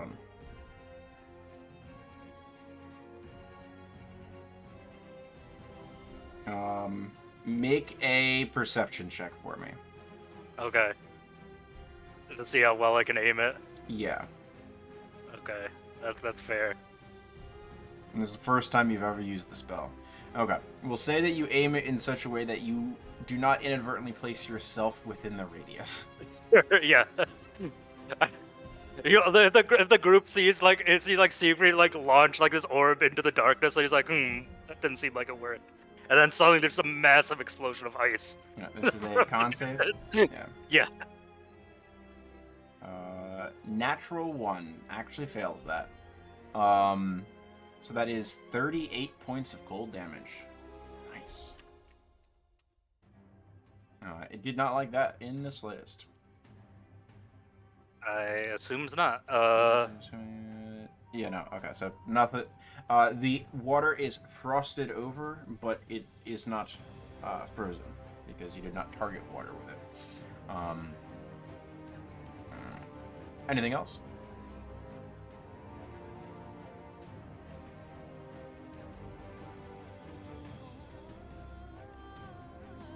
Sorry, I was muted. That is my turn. All right. Wonderful. That brings us to the creature whose home you have invaded. It cannot move closer to Dunnan. It is seemingly wary of that hammer that you're wielding, Dunnan. It is going to try to attack you, though, because you are bleeding out and you are a juicy target for it. So his attacks are at disadvantage because it can see you and it is frightened. The tail, as it sort of rotates and sort of shifts in this space, with disadvantage is a 26 to hit you. You dodged a crit. Okay. It is 27 points of piercing damage, reduced to 24. Oh. And I need a Constitution save against paralyzation. Poison. I can't be paralyzed. Ah! There you go. Okay. No save necessary then. I do need a con save for concentration though. DC 13. good. Double check. Yeah. And then the 2 scything talons will also go after you. Cool. Alright, so disadvantage on the first one is a 21. Disadvantage on the second is a 16. Yeah, 21 hits. 21, okay. 20 points reduced to 17. And you are Okay. bleeding out for another round. So your its crit range stays the same against you. Con save for concentration. DC 10. Yes. I don't think you can fail, so you're good. Yeah. And then the last one is a miss, so no damage. It is, seeing that this is not having the effect it is hoping, it is going to spend more of its movement and gain altitude to get distance from you. Can I... Is it the attack of opportunity? Yeah, you, Siegfried. Yeah. Helleras, would you have had your melee weapon out when you cast a spell and summoned Gorin? Absolutely. Sure. I've I'll had leave my it in soul case steel you any mitigator attacks. out. Siegfried What doesn't does- have a weapon out right now because he wouldn't be able to cast spells, so it's just an arm strike for him. Okay. Yeah. He can't move, I have Sentinel. Ah, I 24 guess hits. 24 hits. Yeah. Yeah.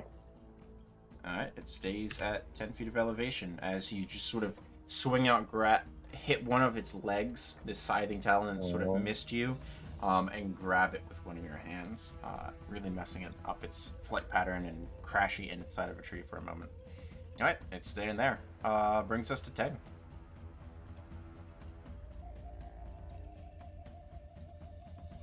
Thing is gonna smack it with the ladle. Alright, ladle. Ladle, ladle, ladle.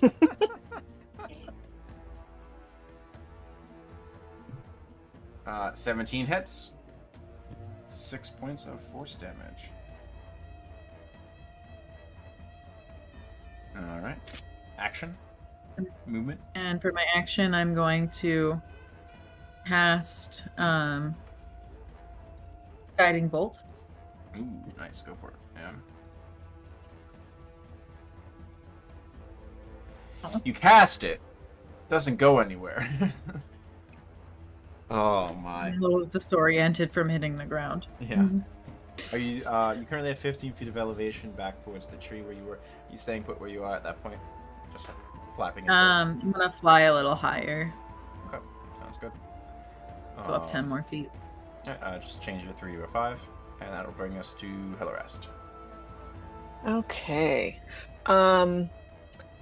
Is the dragonfly within melee range for me, or do I need to run? It is. Or move up? It Okay. is, Yeah. Gonna take a stab at trying to swipe off its tail. Get rid of that sting. You can certainly attempt to do so. That is my attempt. Okay.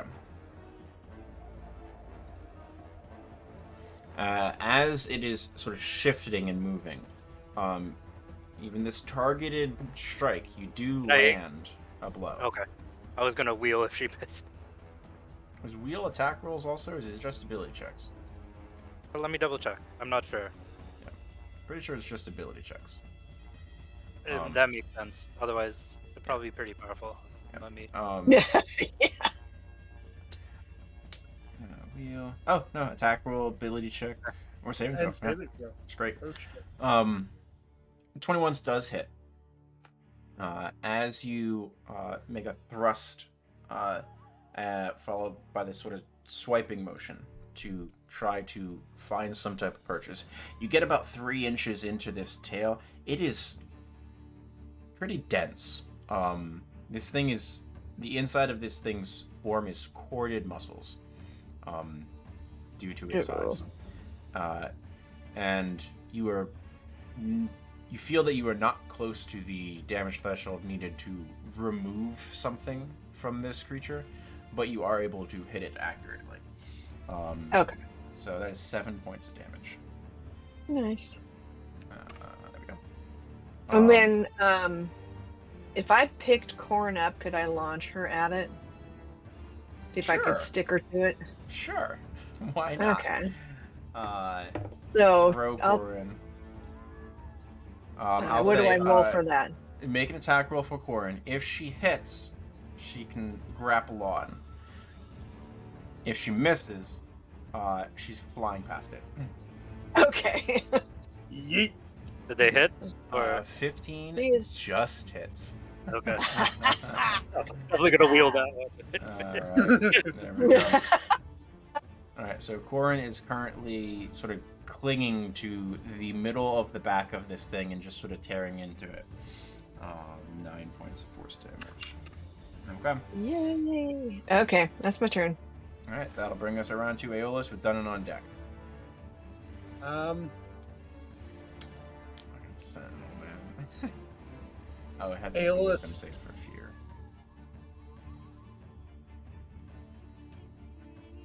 Aeolus is going to shift over here with all his movement.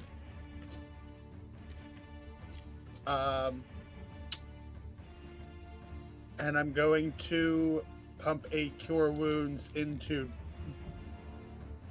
Dunnan. Okay.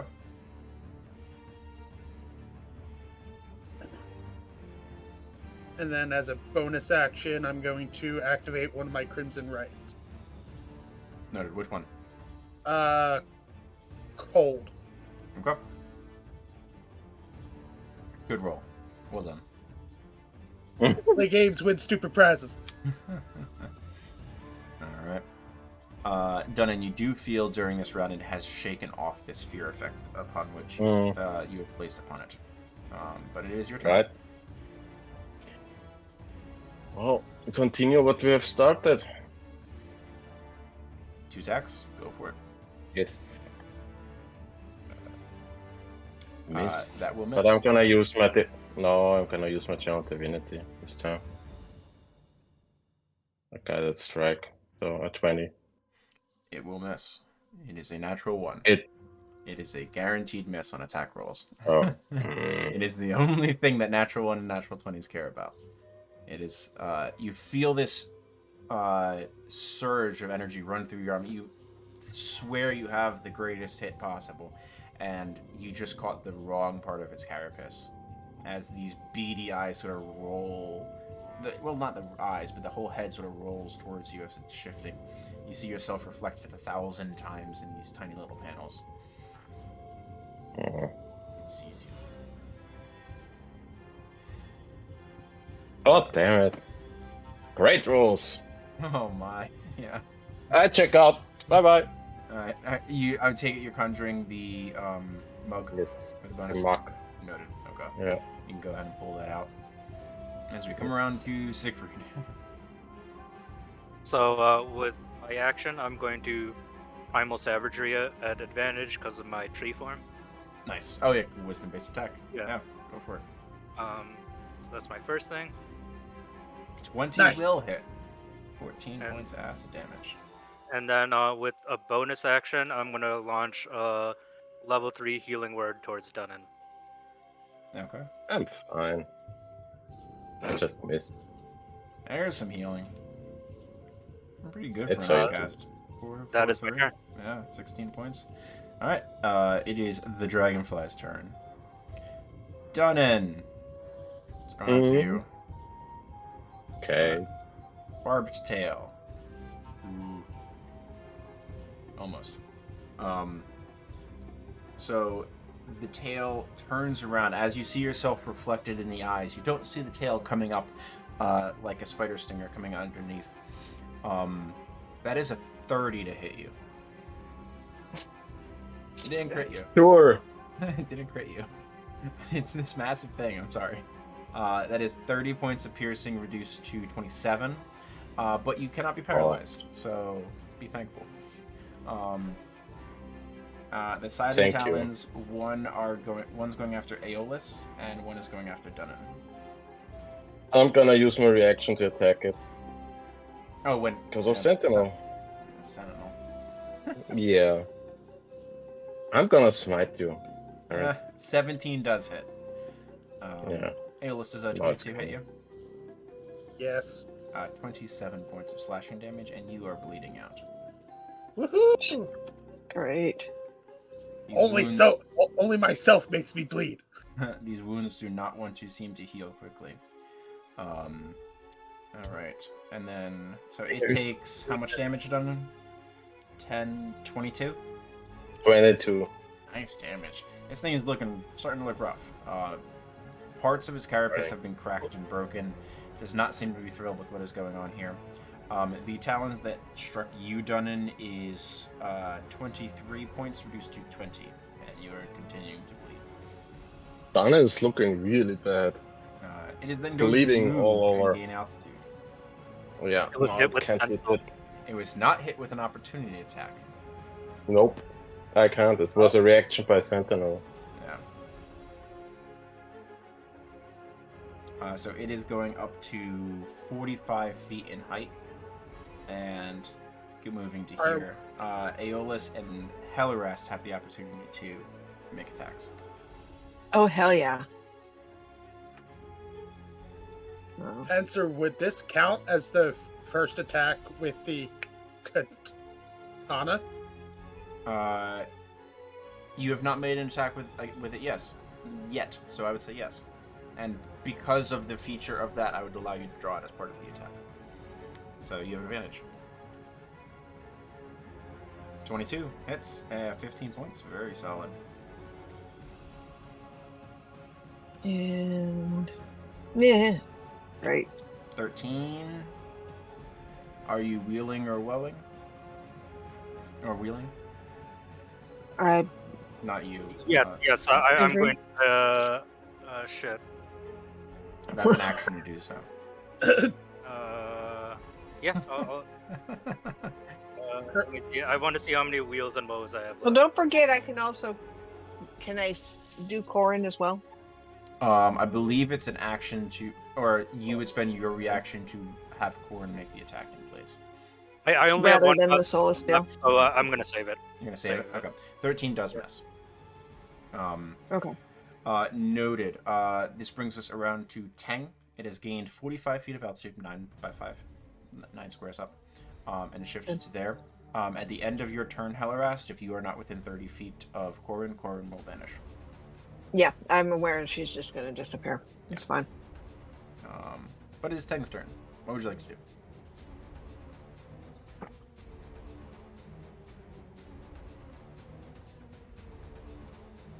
You'll still be able to make a Corrin attack on your turn. Oh, on their turn. Okay. Yeah, And it's at the then end she of your turn. disappears. Corrin will vanish. Okay. Tang, you muted. I'm thinking. Okay. Am I still muted? You're I allowed thought to do I. that.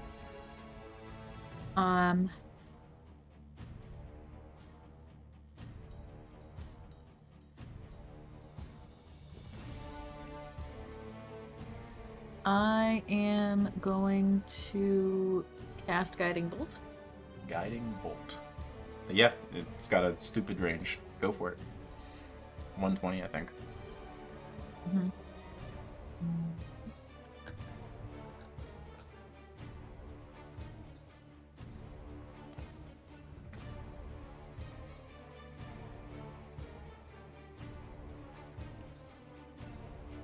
16 hits.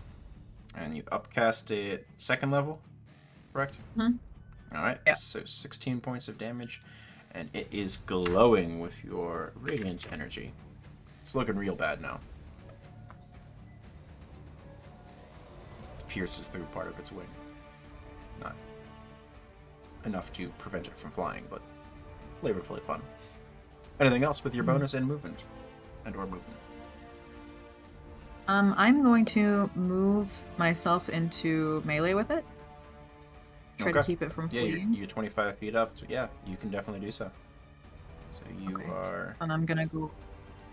to 9. This probably looks awesome from the ground. Mm-hmm. You see the tiny little owlin charging the who does not participate in melee fights. Charging the I let out a very wild shriek and am holding my devotee's sensor. Okay. That's such a badass image. Alright. You still have a bonus if you'd like to do anything with it also. I mean, I can't do an attack, right? No, you could Okay. start bringing your spirit suit closer if you'd like. I'll do that. Okay. Gains 20 feet of movement. So, say at an angle, It's just it gets close in as I there. can get it. Yeah. Okay, great. Awesome. All right, that'll bring us to Hellerast on the ground. Okay, Helly's doesn't really want to switch weapons, so she's just going to go ahead and see what Corin can do. Go for it. Bonus action. Corin is going to try to tear into it as her last attempts. 22 will definitely tear into it. 8 points of force damage. You see part of its carapace sort of like some plate of it sort of just tumble as Corin tears it off and fall down into the marshland beneath. Nice. Aeolus goes dibs. You still have an action, Hellerast, if you'd like to do anything with that. No, I don't think so. It's too far away for me to hit with this Soul of Steel, and Yeah. she's not ready to switch out to her bow, so that's it. Sounds good. If you'd like, you can take the dodge action then, just in case. Never hurts. Sure. That'll bring us around to Aeolus. Or you can hold an attack if it gets near. Your choice. I'll hold the attack of the Soul of Steel. Okay, noted. Brings us to Aeolus. What'll it be? With my 45 feet of movement, can I clear this? With a standing long jump, what is your strength score? It is 16. 16. You can make an athletics check. Because standing long jump, it is half your strength. And it is greater than a square. I would call that a 2 square jump, so 10 feet. So you jump 8 feet, so I'll say make an athletics check. Oh boy. Splash Cool. down. You are How much of my movement do I have? So you spent 5 feet of movement jumping in. Okay. The rest of you just see Aeolus like take a cannonball into the water. And face up into the water. Awesome. And it is water movement because of all of the plant life and growth in the water at this point. So it'll take you 20 feet to move the 5 feet out of this and climb onto the far bank. Would this Okay. still be within the hour we had water walk? No, this is midday. Okay, so that's 20 feet. So you spent Take 25 so damage. far. So I have 20 feet left. Correct. So 2 squares. All right. I'm going to rush up, and I am going to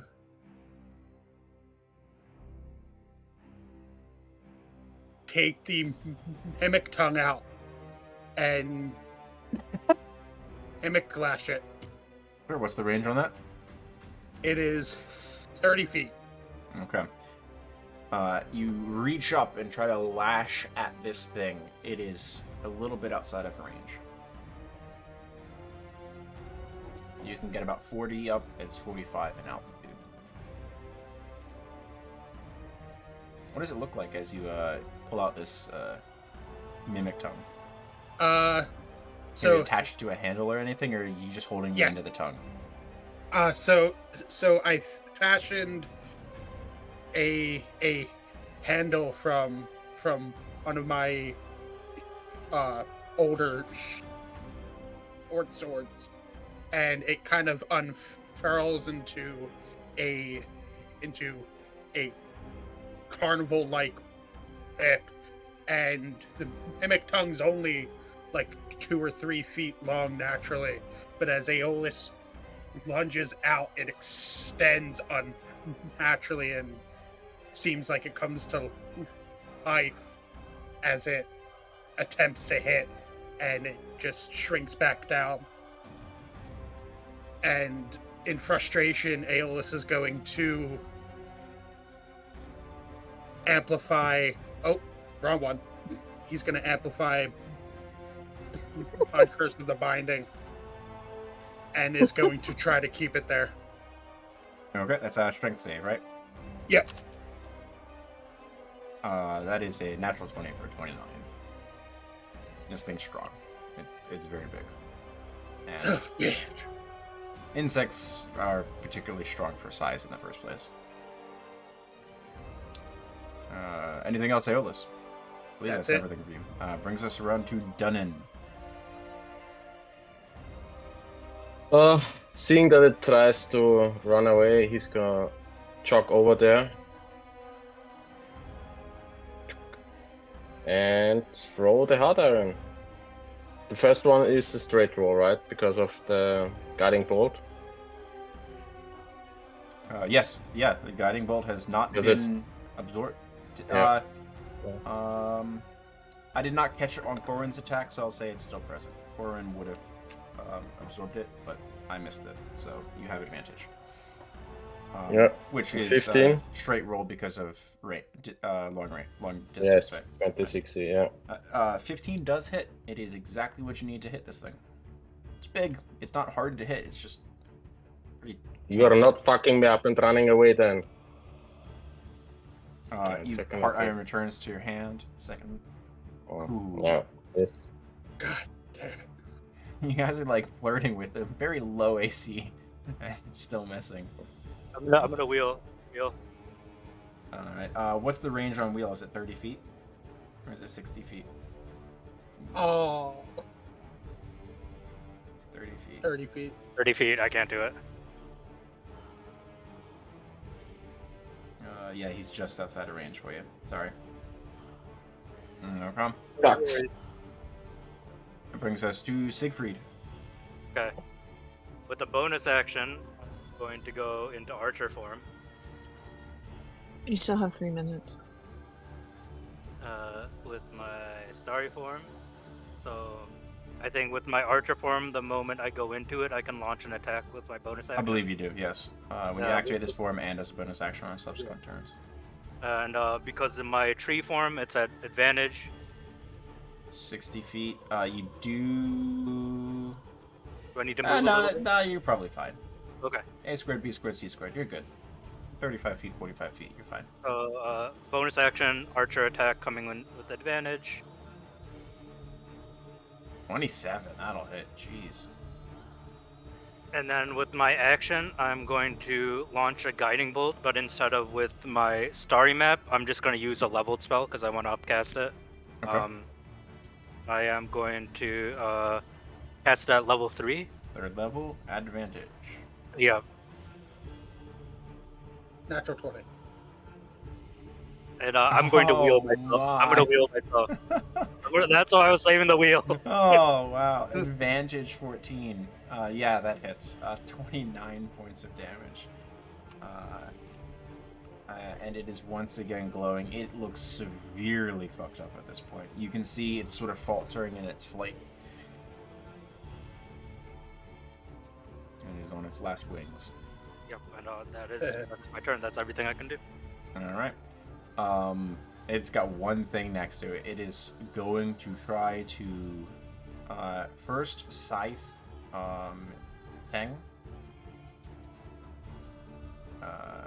Teng, a 27 to hit you and a 22 to hit you.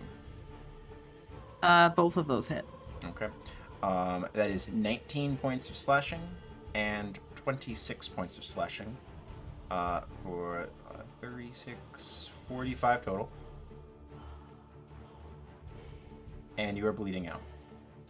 Sorry, I would have also moved a little bit on my turn. Sure, go for it. How many squares can I move with 30 feet? Difficult terrain, so unless you have something that prevents that, so That's just 3 squares. Yeah. Yep, okay. I don't So- believe I don't know if your oak form prevents that, but I don't think it's because I have freedom double of check. movement. double because check it's it might. It seems like something that would. You're walking. That's the beast one. It is then going to do the barbed tail attack against you with an increased crit range, thanks to you bleeding, Ting. It just says that it's difficult terrain for other people. Nothing about me. No close. 16 to hit you. 16 That misses. would have been 23 points of damage. 23 I would have points gone hit. down. And fallen and immediately failed a death save. And risk being paralyzed. It is going to continue to fly. You have the chance to make an opportunity attack, Tang. I am absolutely making an opportunity attack. Certainly. You have advantage as well because it's guiding bolted. Yeah. I trust into the sensor. How do I do attack? I haven't had to do this because I'm not a melee person. What are attack rolls? How do I do that? How do attack? 1 second, pulling up your sheet. Like, it wants to load very slowly. Okay. So we did not add it. This is a strength-based attack. So go ahead and just click strength, and we'll add 3 because that's your proficiency bonus. Just click strength twice.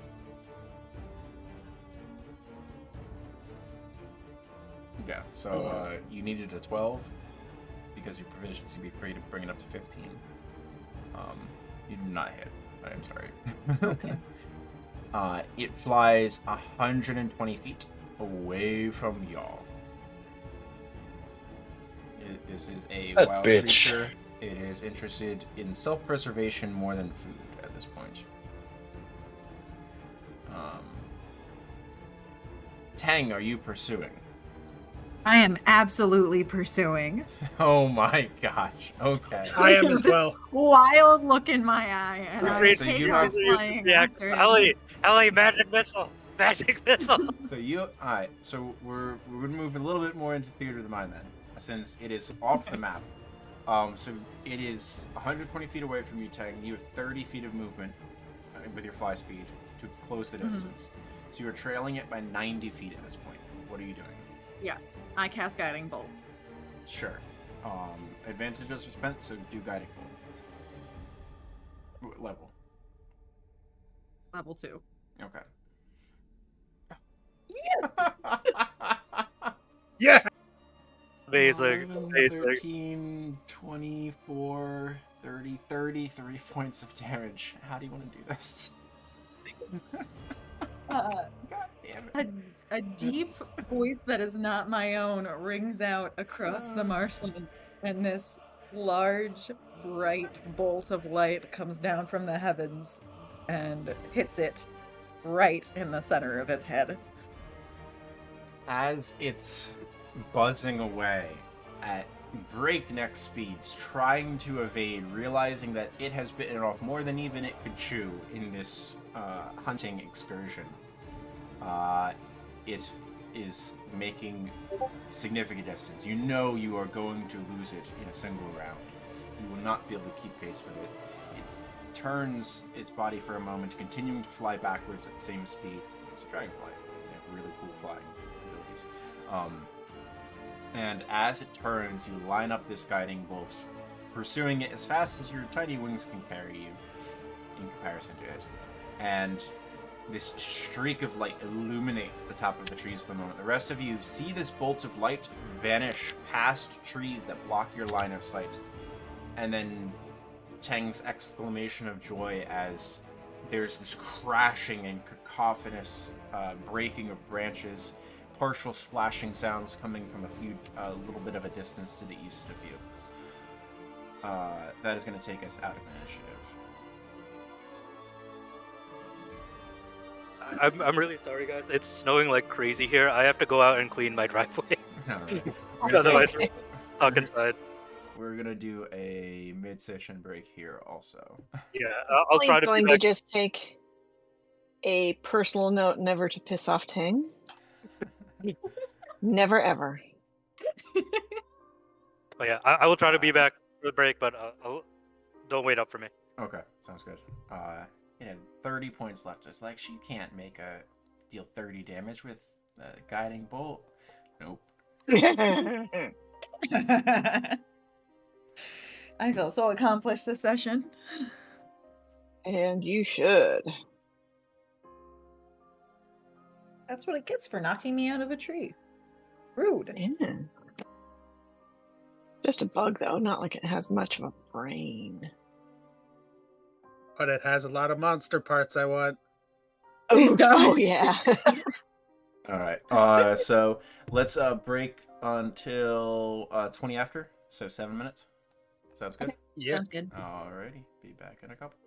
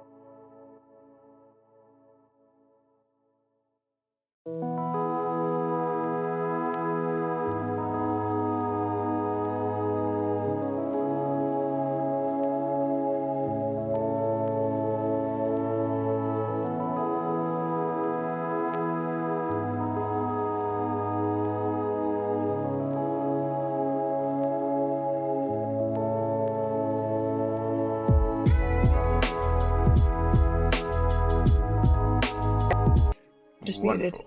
All good. All right. Getting back into everything. There's this crashing through the limbs and trees and a splash here and there. A group of you can surmise what the angry Teng did in the last moments of that kerfuffle.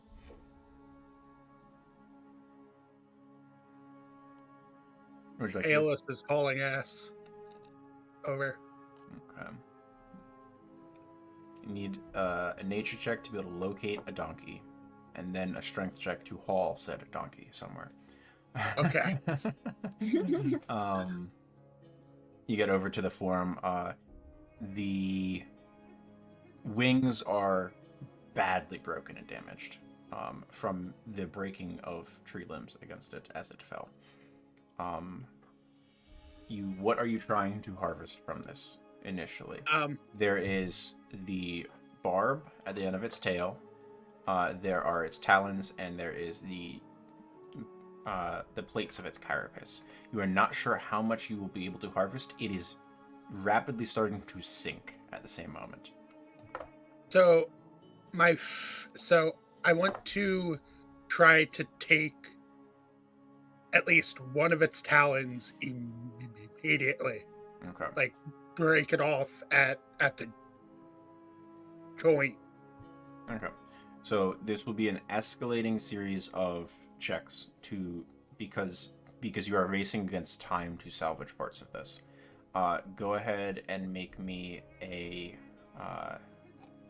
say this is a survival check. Sorry, I'm back. Oh, welcome back. This is a survival check for your first harvesting of one of the scything talons. All right. Do I have the opportunity to enhance ability, Aeolus? Certainly. And can I cast guidance on myself? Certainly. And I think Owl's Wisdom is the one that'll help him. Yep.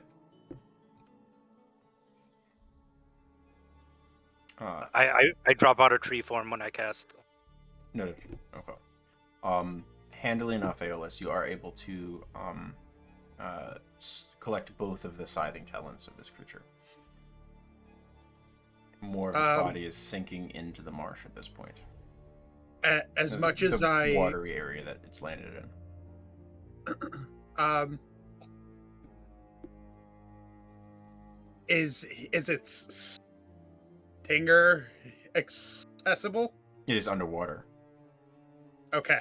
Then I'm going to try to get as much of the carapace as I can.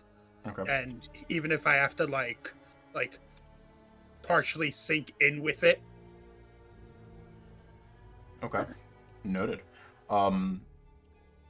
Make me a. I'm gonna say this one's a nature check because this is less about quickly butchering. It is about knowing how to remove pieces from a creature that is anatomy contrary to what you normally hunt.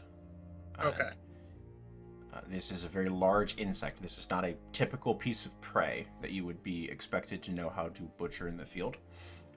So this is a nature check of applying the knowledge that you already have about bugs, so to speak, to the tools that you have at your disposal.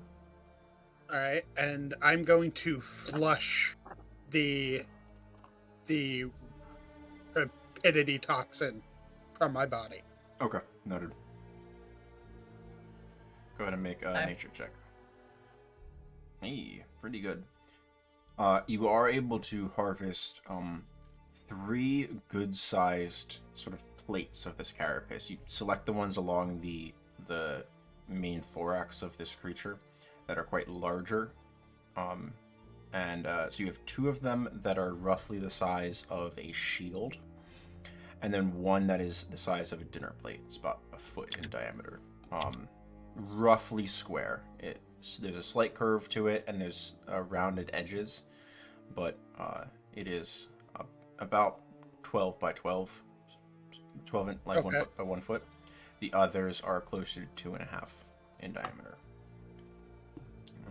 but they are remarkably hard, and they're the ones that are intact, which is why you are only able to.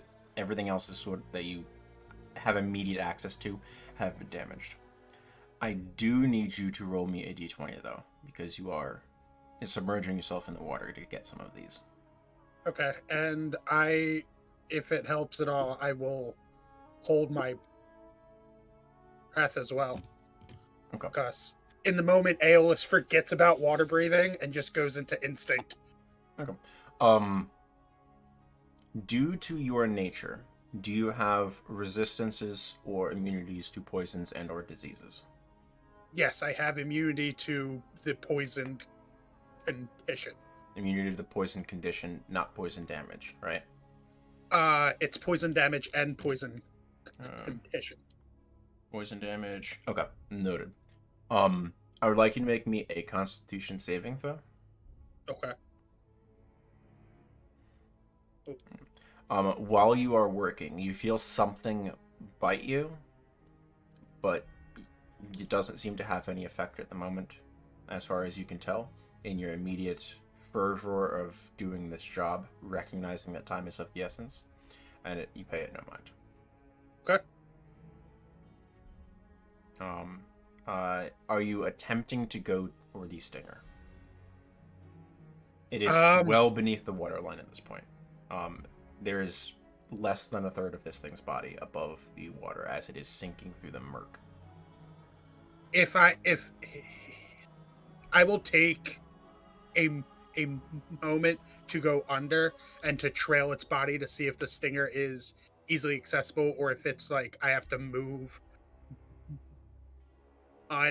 in order to get to it. If I have to even try to wrestle it from the earth itself, then I'll just pop back up. Okay. It is impossible to see under the water. Make me a perception check with disadvantage. Yep. Thanks to the live plants in the water and the amount of silt that has been stirred up by your motion of the previous activity, the previous scavenging, and this thing landing here in the first place. You cannot... Sorry, go ahead. Oh, because of enhanced ability, I think that would be a straight roll. That's fair. I just wisdom. So 25. You can barely get to the stinger underwater. You are going deep, about 15 feet down. You are not terribly worried about needing to breathe underwater because of the spell. But there is pressure and you can see nothing. And you have more of a concern of figuring not getting trapped underneath the weight of this thing as it is sinking. Yeah, and in the back of my head is the fact that Kang and Tunin were injured before I went under, so I'll just pop back up. My cat says hello. Okay, not going after the stinger. Right. Okay. You surface again. The time that it takes you to surface, you see the last bits of one of its eyes sinking underneath the water, along with one of the wings that was sort of dragged along this part of sphagnum moss that it had half landed on and then sort of sloughed off of into the marshland. There is a small little bit of wing that you catch just because you saw it sinking beneath the water. That was sort of torn. So you have about 3 square inches of dragonfly wing. You can Okay. add as well, if you are so inclined. But that is that.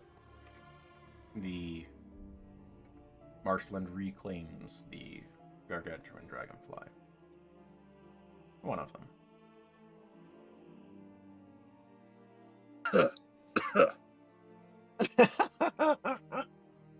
Okay. Satisfied, Aeolus?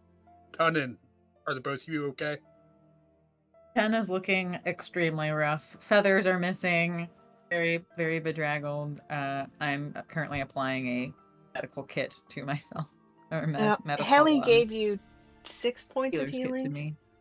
Helly Okay. gave you 6 points of healing up there. 11. Yeah, Oh, 11. yeah, you upcast it. Dun and I Okay. saw your lay on hands also. Noted. Yeah, just give me some Uh, ale, I'll be fine. Lay on And, ale. Healer's kit also isn't tracking correctly. Lay on ale. Healer's kit. We've set a macro for that, didn't we? It's on your sheet, right? Yeah. I know what the issue on it is, so that's fine. I'll deal with it. Just mark off the use of it. How much do you heal on healer's kit normally? It is 1d6 plus 4 plus. I can't read what the rest of that says. Hold on. My level. Okay. I know. Give me 10. Try it again now. Okay. Don't edit it at all. I had the editing open. There we go. Okay. There we go. Okay. So 16 points. 24 total. Between the 6 that Helly gave me and Helly gave you 11. Helly gave me 11. Okay. Does anyone need more healing? I'm at half. I'm alright. How about you, Ted? Oh God, One second. Tag.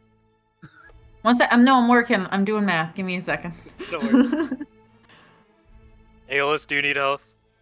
I'm alright, but thank you. Alright. I'm just asking because I'm running out of spells. So, Yeah. to I conserve 'em. suggest we sit down and take a brief respite. okay. Taking a short rest. agree. Certainly. Yeah. Mm-hmm. Tang, I'm checking your cure wounds real quick. Give me a moment. Okay. Can we start using hit dice? You may. You're good, Tang. I wanted to see if the cure wounds had a macro in it as well, but I do not believe it does.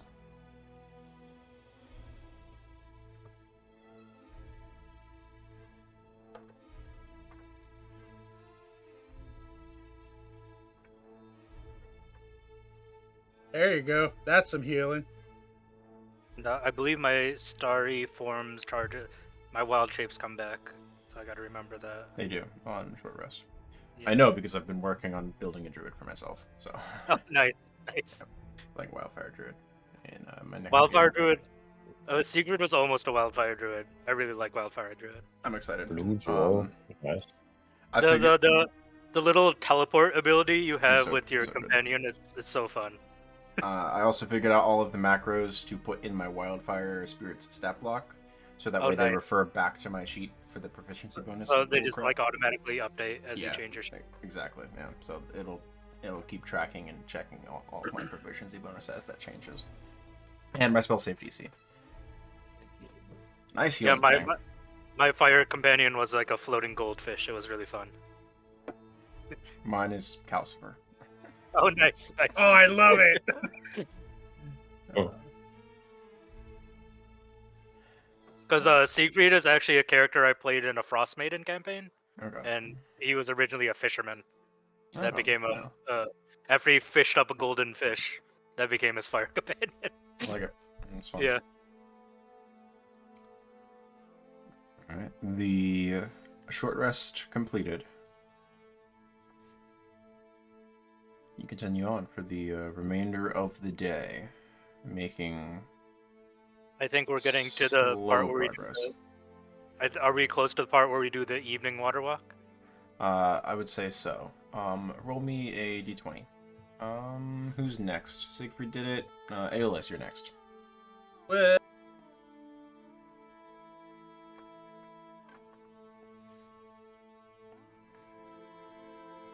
14.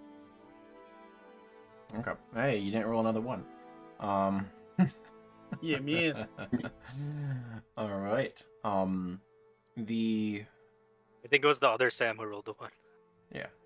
It was me. The remainder of the day, including your portion of water walking, goes comfortably, relatively, compared to that. presently, the sun is starting to set, and the sky has turned a wonderful crimson shade as it is approaching the apex of the Cloudspine Mountains far to the west. And you recognize it is time to try to find some way to sleep here. You're about an hour before true darkness. True twilight, I'll call it. How are you going to rest here? There's not a speck of dry land. Truly dry land. And based on your travel thus far, even trudging through the swamp or the marshland for an hour, your boots are soaked. So you know your bedrolls will also get soaked. I haven't. Hammocks?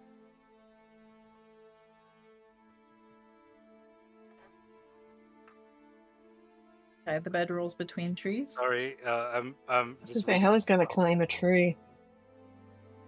I can perch in a tree and sleep that way. sorry. 1 second, my family's talking to me. Oh, good.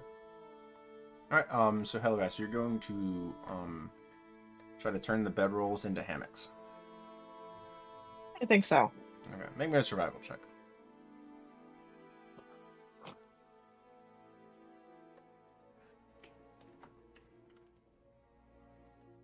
Yeah, pretty good. Take a not insignificant amount of the rope, weave this sort of lattice work, much like a fisherman's net, and string up a few bedrolls in such a manner. I'm going to find a clear area and cast Erupting Earth. Okay. And that makes a 20-foot cube of a fountain of churned earth and stone erupts in a 20-foot cube centered on that point. Churned earth and stone. I'm Okay. just going to try to make like a base of earth we can at least center our stuff on. All right. That's a great idea. Roll me a d6.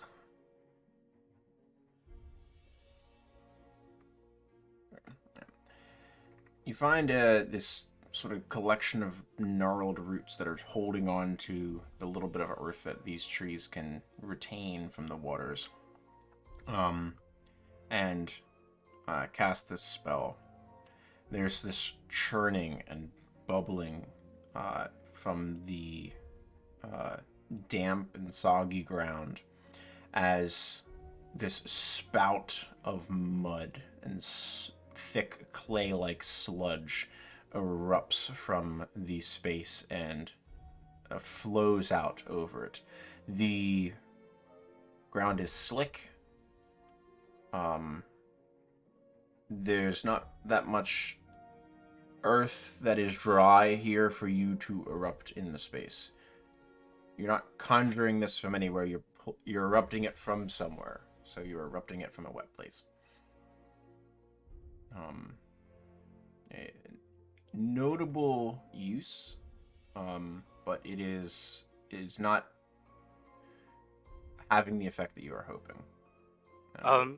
When it churns up, can I try something Certainly. to What try were you and hold it in place?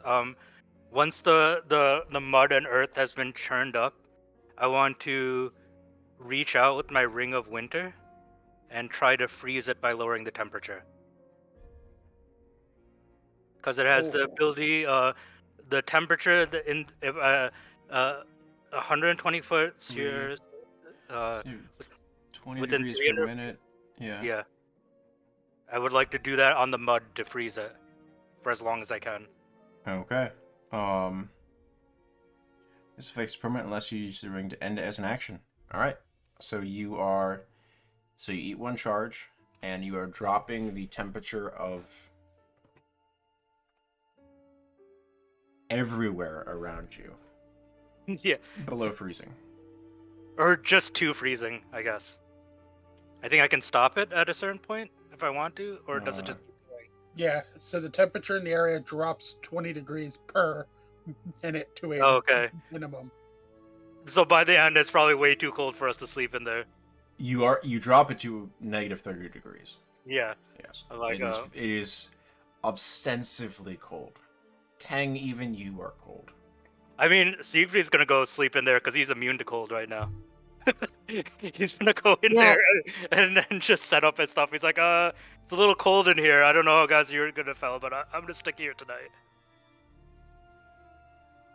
Okay. We still have the Ellie's gonna cold weather stay in here. her hammock and drape her socks over nearby branches so that she's got coal or like things get dry. You do have to relocate the hammock a good distance away from Siegfried. Yes. Well, didn't he move kind of a little bit away from where we were? It's a Yeah, 120-foot radius. Yeah, it is pretty big. Pretty massive. Okay. Well. Yeah. Shit. Maybe Split- I should just Let's maybe I split should the just party as they sleep. This can't possibly No. go wrong.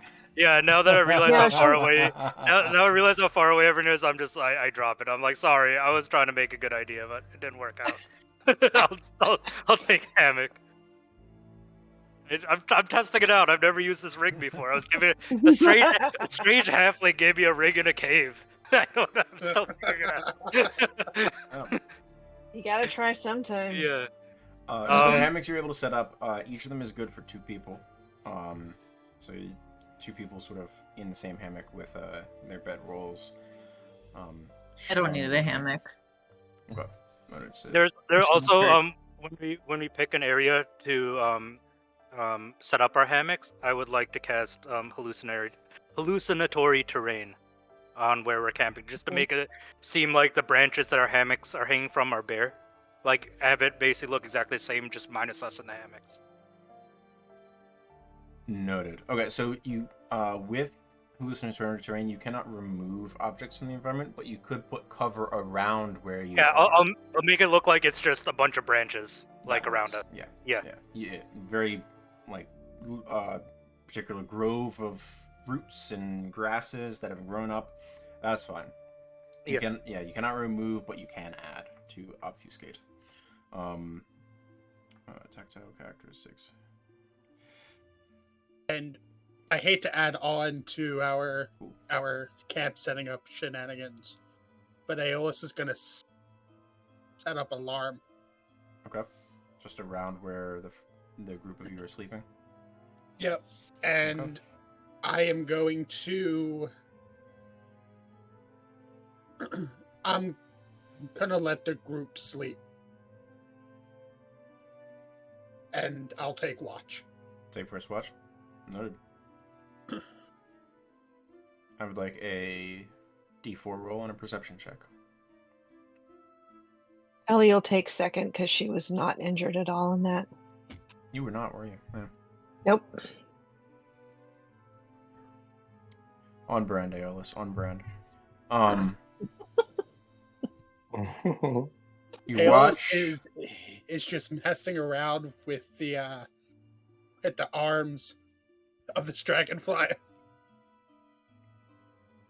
Your watch is as everyone else beds down. Tang in a branch nearby, all puffed up with feathers. Hammocks gently swaying the breeze. Every now and there's the of a branch. The time passes agonizingly slow for you. You feel, despite the intense heat that the marshlands have exhibited prior, other than Siegfried's shenanigans, you feel ostensively cold, unpleasantly chilly. Shivers just running through you. Just need some rest. Presently, your watch passes, and you rouse Hellarest for a second. Hellarest, same rolls. Mm-hmm. D4 perception. I'll take the third one then.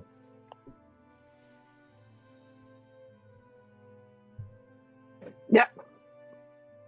Hellarest, get to sort of keeping yourself awake. Take a some sips from your water skin as you sit on the side of the hammock. Does not want to play, but wants to play. Yeah. She's crazy. Time passes, and you feel like you've lost track of time a bit as it goes by. Sort of jog yourself out of your fog for a moment and see off to the east. Looks to be the rising sun, and you realize you've been awake far longer than you intended to be. Did everybody else get to rest? You stand up from the hammock in which you're sitting. No, it's too white to be the rising sun. There's a light off in the distance. I'd like you to make me a wisdom saving throw. Okay.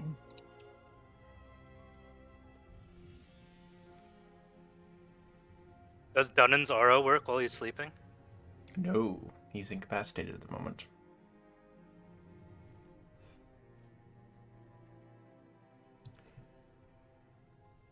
Hellerast. Mm-hmm. It's a very enticing light. You need to go to it right away without doing anything else. Like Waking telling anybody. everybody I'm leaving. Yeah, okay, great. Off I go. Would this be something that would trigger your alarm, Aeolus? It would not, because Aeolus said it. it to us that wouldn't set the alarm off. It's to prevent people from coming in, not from people leaving. Right. But I also think Aeolus, being the first time, didn't designate, like, insects. So just in his head, it's just constantly pinging, and he doesn't know why. That's it. Set insects as an allowed thing, so I can have a No. for when dragonflies show up in the middle of the night. They don't hunt at night. As far as you know. Hellerast. You. You take a few steps, and your feet sink into the water. Not terribly deep where you are. And continue moving. You're wondering if it's like a hole, maybe in Siegfried's illusion. You should check it out. You get 50, 60 feet away. Group. My God, I'm such a dumbass. And I'd like to make me a Constitution saving throw. oh shit. Okay. And you guys told me to stay away from the light. Oh my. Oh, yeah, no! not good. You're usually good at those. Yeah. As you get to where you suspect this sort of break in the illusion is, you're doing a good job. You're looking out for your companions. Nothing feels unpleasant. There's this little speck of light. It seems magical. It seems like Siegfried might have missed this spot. And you're trying to think of how to fix this. And you feel a clammy breath on the back of your neck. And words enter your mind unbidden. Oh, what have we here? It's broken. You should fix it. What do you do?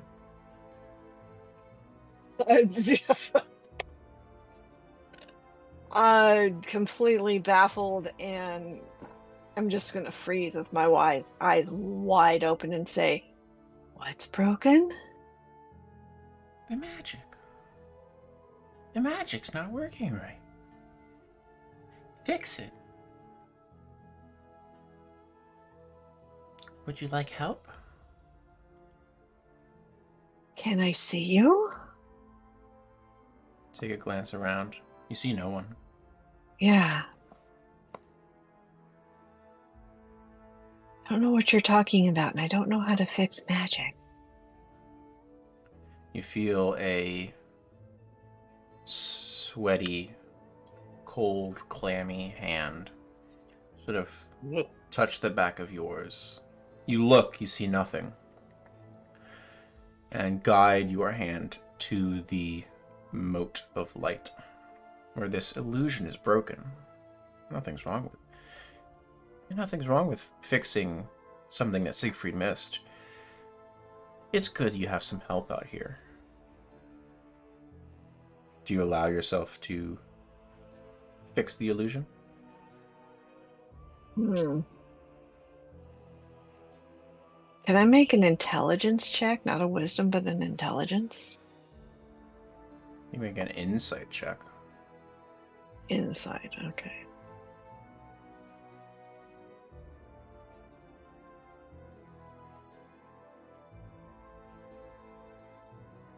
Nothing's wrong here.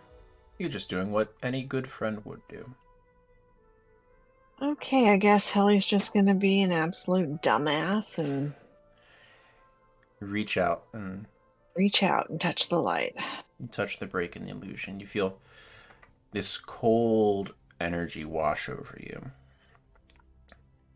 What you do not see, thanks to your failed saving throws, is the hulking form curled around your back, guiding your hand ever so slightly to the barbed plant in front of you.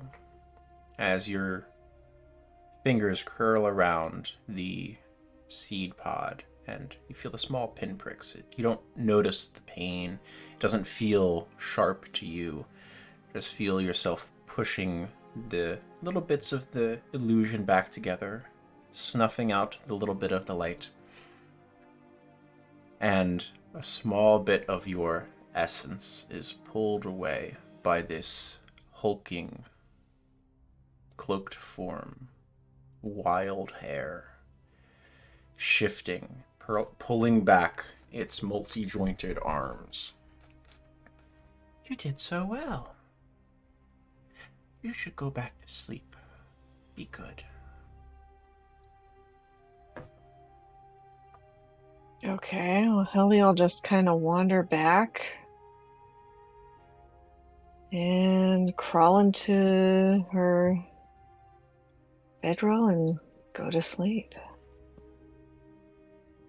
A few hours later, Tang, Dunnan, Aeolus, Alaras, Siegfried, you all wake. No one was awake at that moment, as first of you stir, which would be Tang and Dunnan. I think, and Siegfried, because all of you did not do a watch, so your long rest technically, the 6 hours of sleeping ends sooner. Reed will wake up and be like, Dunnan, weren't you supposed to wake me for a watch? Wasn't someone supposed to wake me up? I wasn't woken up. I think Ellie would Who have. forgot? Alaras and Aeolus are curled up in the other hammock. I'll go over and check yours. Did you forget to wake Ellie? To wake her up? I woke Hellerast up, and Aeolus will roll over to Hellerast to be like, "Wait, what?"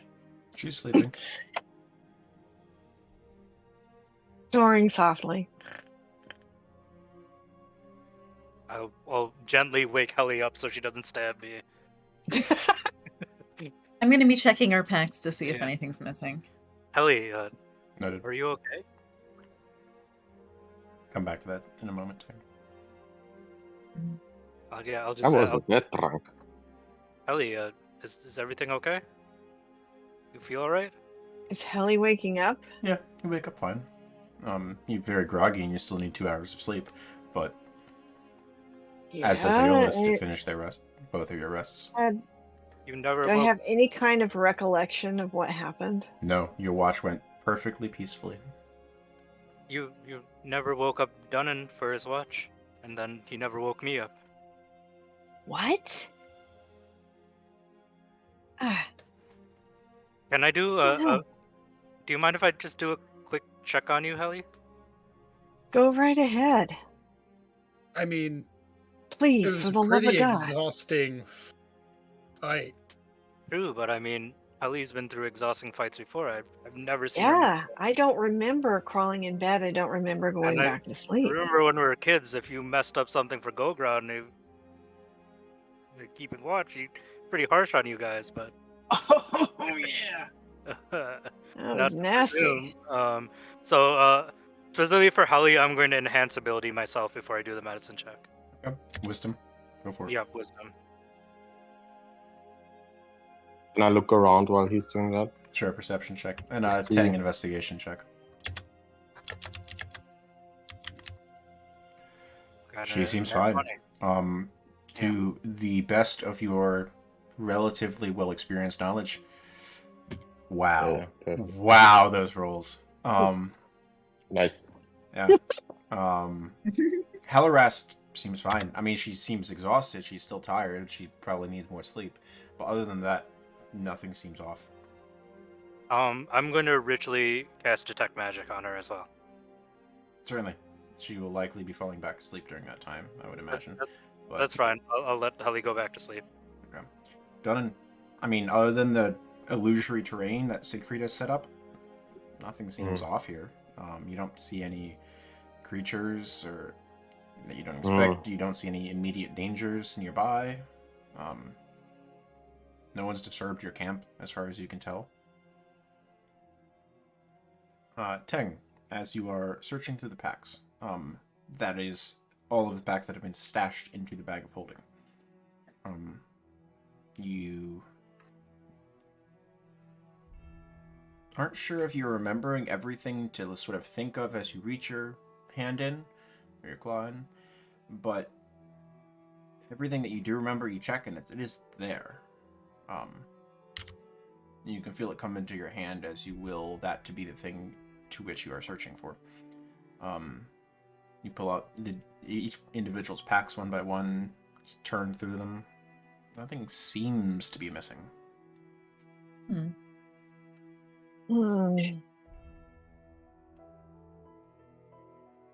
Do I eventually feel anything with Detect Magic? You do. Alarast has some type of enchantment upon her. I wave over 10. Mhm. 10, do you have the ability to remove curses from people, right? You did it for me and Ellie in the temple? I'm checking to see if that's on my spell list or where that is on my spell Third level. list. I think I do. You should. 3rd level. Okay. Yes, I do. Would you mind trying it out on Helly, just to be sure? Ellie I'm blissfully gonna cast. snores. And I So- gently touch her on the shoulder and cast Remove Curse. Make a wisdom check for me, please. So both Hilarast and Aeolus You still need 2 hours of sleep. Well, need an 2 hour, hours. Hour 45. Because you both took a 2-hour watch, 8 hours of downtime, Right. means I'm gonna- 6 hours sleep, 2 hours of light activity. Light activity is watch. So you've spent your 2 hours of light activity already. So you need to rest. Continue resting. I'm gonna wield 10, Okay. 13. so it's a 13. You reach out, Teng, as you touch Helarast and feel the threads of the weave around her. And there's various sensations that you're used to as you sort of shape the magic that you have access to. And to you it feels that there is the braid of magic through which Helarast affects the world and the world around affects her. including her abilities and her identity as an individual. Interwoven in the middle of this braid is a thread that is unnatural and out of place, and you are not able to access it. Make an Arcana check for me.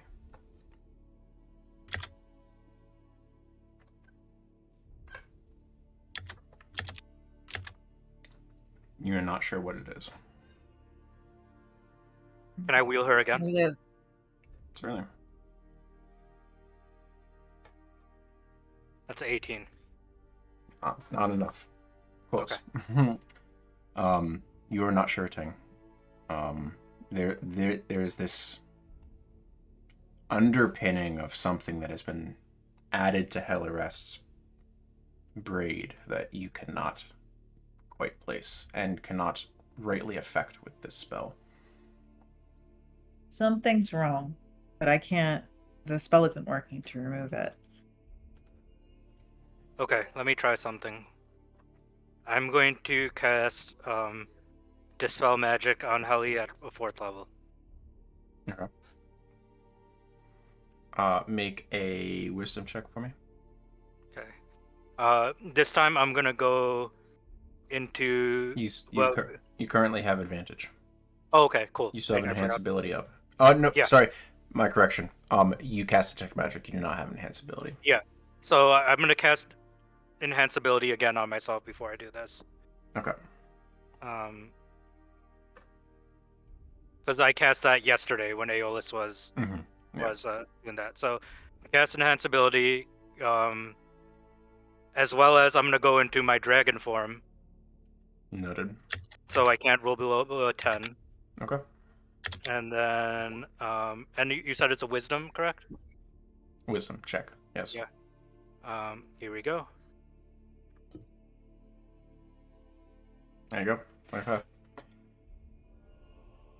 You reach out with this disjuncting magic, and feel quite certain that any type of particular spell that she might be under or affecting her would break to your intense focus and concern in this moment. You release the dispel magic. Hellerest does not wake. She's sleeping right now.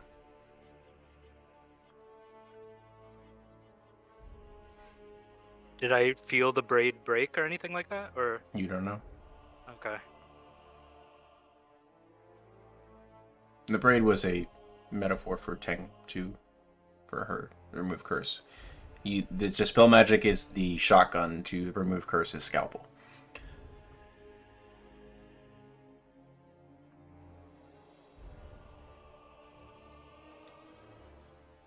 Do you do anything else for the morning, or start No, getting about your day? I asked 10. Can you cast that spell again? If I do, we lose our mobility for the day. I don't have enough energy in me to also cast Water Walk. I understand. Well, I guess we just have to observe her. I'm not sure if I was able to do anything, but I can check tomorrow morning. yeah.